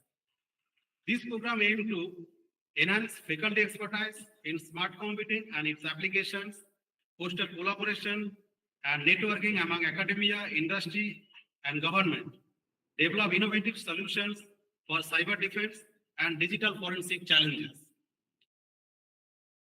Through keynote addresses, technical sessions, we have explored AI-powered cyber defense strategies, delved into digital forensics tools and techniques, discussed IoT security and healthcare data security, shared best practices in incident response and threat intelligence. I extend heartfelt gratitude to our esteemed speakers for sharing their invaluable insights, participants for their active engagement and enthusiasm, organizing committee members for their tireless efforts, especially all the faculty members from computer science and engineering departments and other faculty members from electronics and IT departments. Without their support, it would not be possible to complete this event. This program would not have been possible without the financial support from AICD. That's why we are very much thankful to AICD for accepting our proposal and giving us this opportunity to conduct this event. As we conclude this event, we reaffirm our commitment to advancing smart computing research and education, strengthening cyber defense and digital forensics capabilities, fostering interdisciplinary collaborations to our participants. Actually, without your support, it would not be possible to conduct this event for these 6 days. So, we request you to apply the knowledge gained to enhance your teaching and research, share your expertise with students and peers, contribute to the growth of the smart computing and cyber defense community. So thank you all. And I would also specially mention my thankfulness to our co-coordinator, Professor Jhuma Datto, for her continuous support, and Professor Srinivas Rana for his support. So let us continue to shape the future of smart computing and cyber defense together to form cyber safe Bengal and cyber safe India. Thank you all. Good night.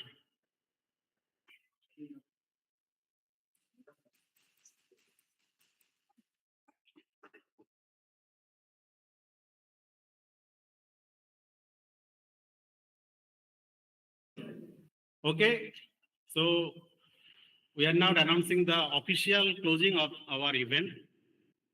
Thank you very much. So if you have, anyone have any issues regarding attendance or anything else, please contact through the group we have provided. And till now we have updated the attendance till 19th December, and remaining attendance will be updated very soon. And whatever the score of the test, I think that is also available with you, no problem. And if anyone get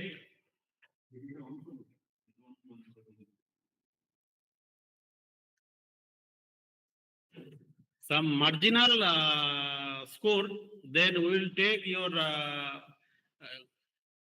case or whatever response you have provided during our poll. We will take a few grace marks from the poll response also, and we will try our best such that whatever effort you have provided, and finally you get your certificate. It is our expectation and best wishes to all of you. Thank you very much.